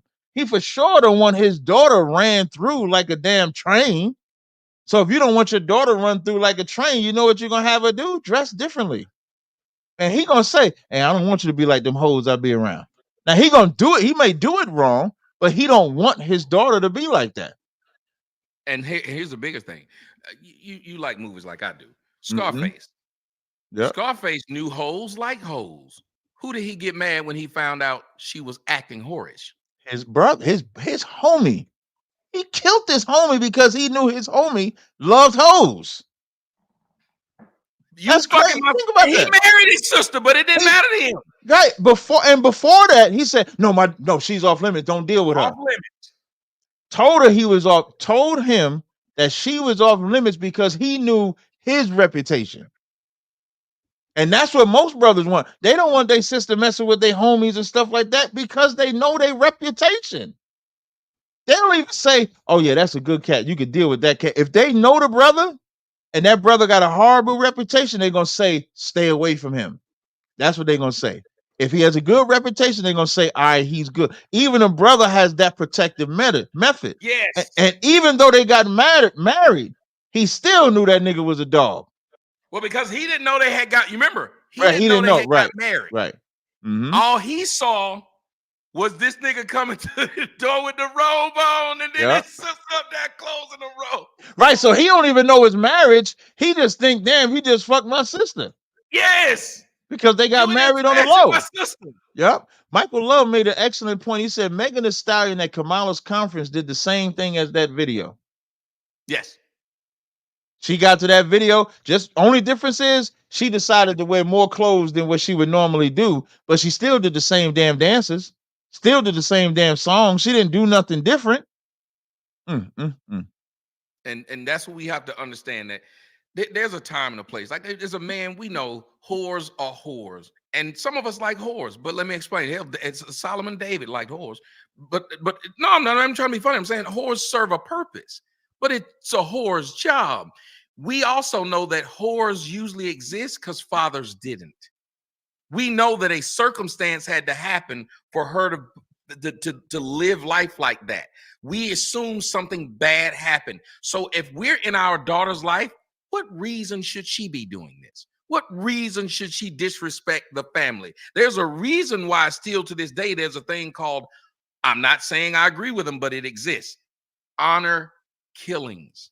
They exist because that girl's actions ruined the name of the father, ruined the name of her brother, and ruined the name of the mother. We don't have shame. And if we don't have shame, we damn sure can't have honor. Real talk. Real talk. And I wanted to get that video out and play that video and talk about it because that video is every week, every other day.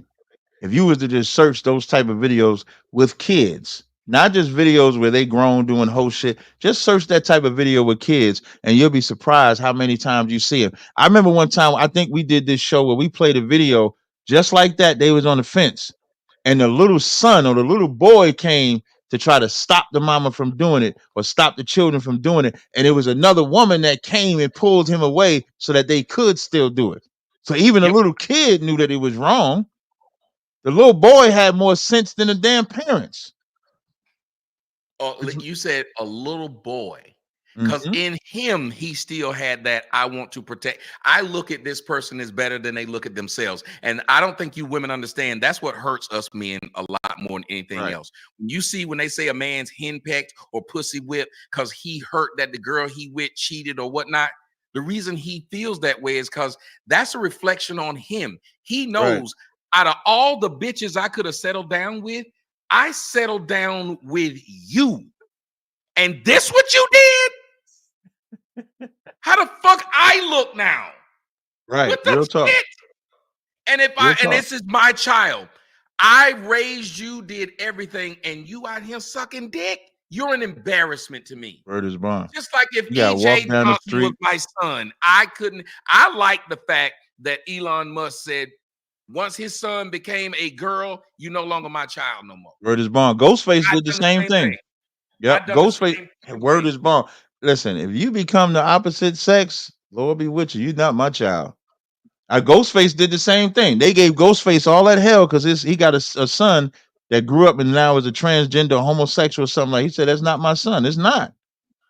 Shit, he's not. He's saying he's not a man. I mean, you can't even call him a son.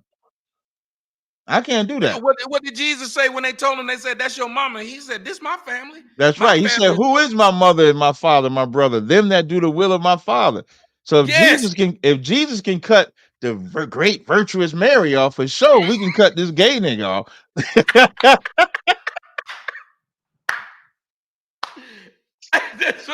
And I think this where they get mad because we see eye to eye on a lot of shit. Because I think the difference is I'm going 85 north, you going 85 south, but we still ended up in DC. That's it.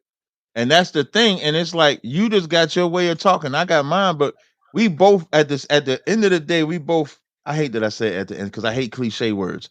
But I do. You got at the your core of it. How about that? At the core. right at the core, right? Because people usually say that when they ain't got shit to say. But as far as Tommy and Tazariak go, it's like we're men. We have morality. We got principles. You know, he lives his way, I live my way, but we have core principles that really are against the ways of this society at the core principles. The role of a woman and a man. Our core is against this society. The way that we should raise kids, our core is against this society. So a lot of the subjects that are popular are what we agree on at our core.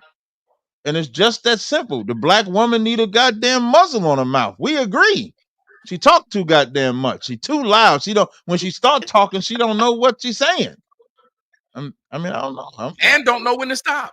And I gotta say, you gotta. I know over the time we've been talking, you got to be pretty impressed with my knowledge of the Bible, though. Yeah, I do. I do. Even when you throw the little jokes, the jokes be funny because they line up with it a little bit. But I was impressed the very first time because you pulled a scripture that I didn't even know about. The very first time, I think it was like an Ecclesiastes. I said, "No, I don't think that's in there." Tommy was like, "Fuck out of here." Yes, that shit is. Let me go ahead and Google this shit, find this shit. And then he pulled it up. I was like, "Look at that." Okay, Tommy. So I was impressed from the very first time that we got together. And that's what I'm saying. I was supposed to be a pastor. I was supposed to be a pastor. I knew my way around the Bible. And again, it's not far away from my heart because because it's logical. Right. And I think that as a man, and I think that's one charge that God puts on you is that your job is to be logical. Because even when you listen in The Godfather, they said that and I love when The Godfather told him, he said, women and children, they have the ability to be careless. Right. Men don't. Women can be careless and still survive. Men being careless will get them killed.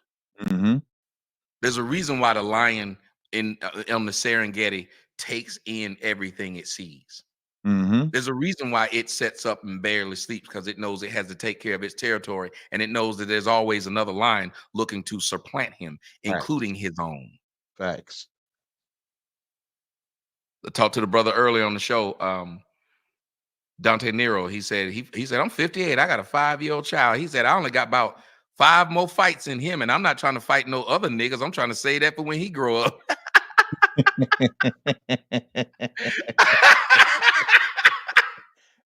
I laugh. I say, cause he's right. He said he got about 5 more fights in him. He can't be fighting no niggas. He got about to have to fight this nigga when he grow up. Right.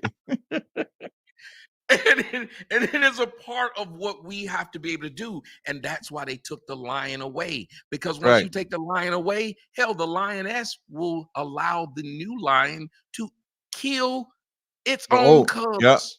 Yep. And why is he killing them? Because he don't want them. Yep. In the field, like they kill them so that they don't come and take their power. I'm the new boss. I'm the pappy. I'm the new man. So get your ass up out of here. That's wild. And these women will acquiesce. So when he says, the brother was saying, well, you have to understand the nature of women, is basically what he's trying to say. No, we do understand the nature of women. Mm-hmm. That is why we're saying what we're saying, because we know without that man to be able to lead them, this is what you have, right? Mm-hmm. I agree 100%. Like, I don't think black women really understand the power of a man. And without that man, and it'd be weird because they'll let that black man dominate him, flipping him up around, hit it from the back, do all that, nut up in them, have their babies and everything, but they won't allow themselves to submit. So they submit physically, but they don't submit mentally or spiritually. And they don't know how, because they've been taught that the black man can only be a mule, can only be a bull that can just tear you up and do that shit. That's all that they allow. And so that's the part that kills me. Much love to Saab. I tell you what, I think we put together a classic one here today. Oh yeah, this was fire. And we're relatively short. Yeah. Mm-hmm. So we didn't go nuts. We didn't go crazy. We did. And I know we had a lot more stuff to talk about, but I think we let's come back up. Yeah, I was gonna say let's come back. We got to get back to being more consistent, because every time I do a live stream without you, all throughout my goddamn chat, when is TNT coming back? When Tommy coming back on the show? When we doing this? Yeah, so let's do it again Sunday. I ain't doing nothing Sunday. So let's come back Sunday and just do a part 2, unless you got something to do on Sunday. I have this thing called football, but we'd have to. Oh, that's right. No, that's right. So we ain't got to do Sunday and Monday, but I am. Oh, I forgot. Well, I'm gonna see if we can find time to sneak in there because my 49ers did play. They played Thursday. That's right. So that means it's some shit I ain't trying to watch. Okay, all right. So let me know, and then also I'm gonna be in Atlanta Thursday to Monday. I'm gonna be in Atlanta if we want to do an in-person one, so we can work that out as well. But we'll get back to being consistent, y'all. To come join us, and by other people I mean females, because you don't need no. Yeah, we want some sisters. Don't be scared. Listen, ladies. Listen, I got wives. We're gonna be in Atlanta, and we invite them to join us. Right. We're gonna be in Atlanta. I'm gonna be in Atlanta this Thursday. We're gonna work it out which day. We're gonna let y'all know. I'm gonna do a video post once we find out the day, and we want the sisters to come on here and talk to us, man. Don't worry, we be real nice to y'all. I love women. You can talk to us, or you can come in studio. Literally, yeah, you can come in studio. Y'all can come in. Oh, damn, yeah, that's a good one. Yes, y'all could come in if you want to be a live in studio guest. Just hit up, and you're in the Atlanta area. Just hit up Tommy or hit up me. I'm Tazaryak on Instagram, Facebook, YouTube, Telegram. My number's public. Tommy's on Twitter, Instagram, etc. like that. So if you want to be an in-studio guest for TNT and you're in the Atlanta area, just hit us up, man. And with that, I think we good to go. I'm gonna definitely make a video, talk about it tomorrow, Sunday leading up to it. And I think that'll be fire. We get the in-studio guests with the sisters up in there. Yeah, that'll be good.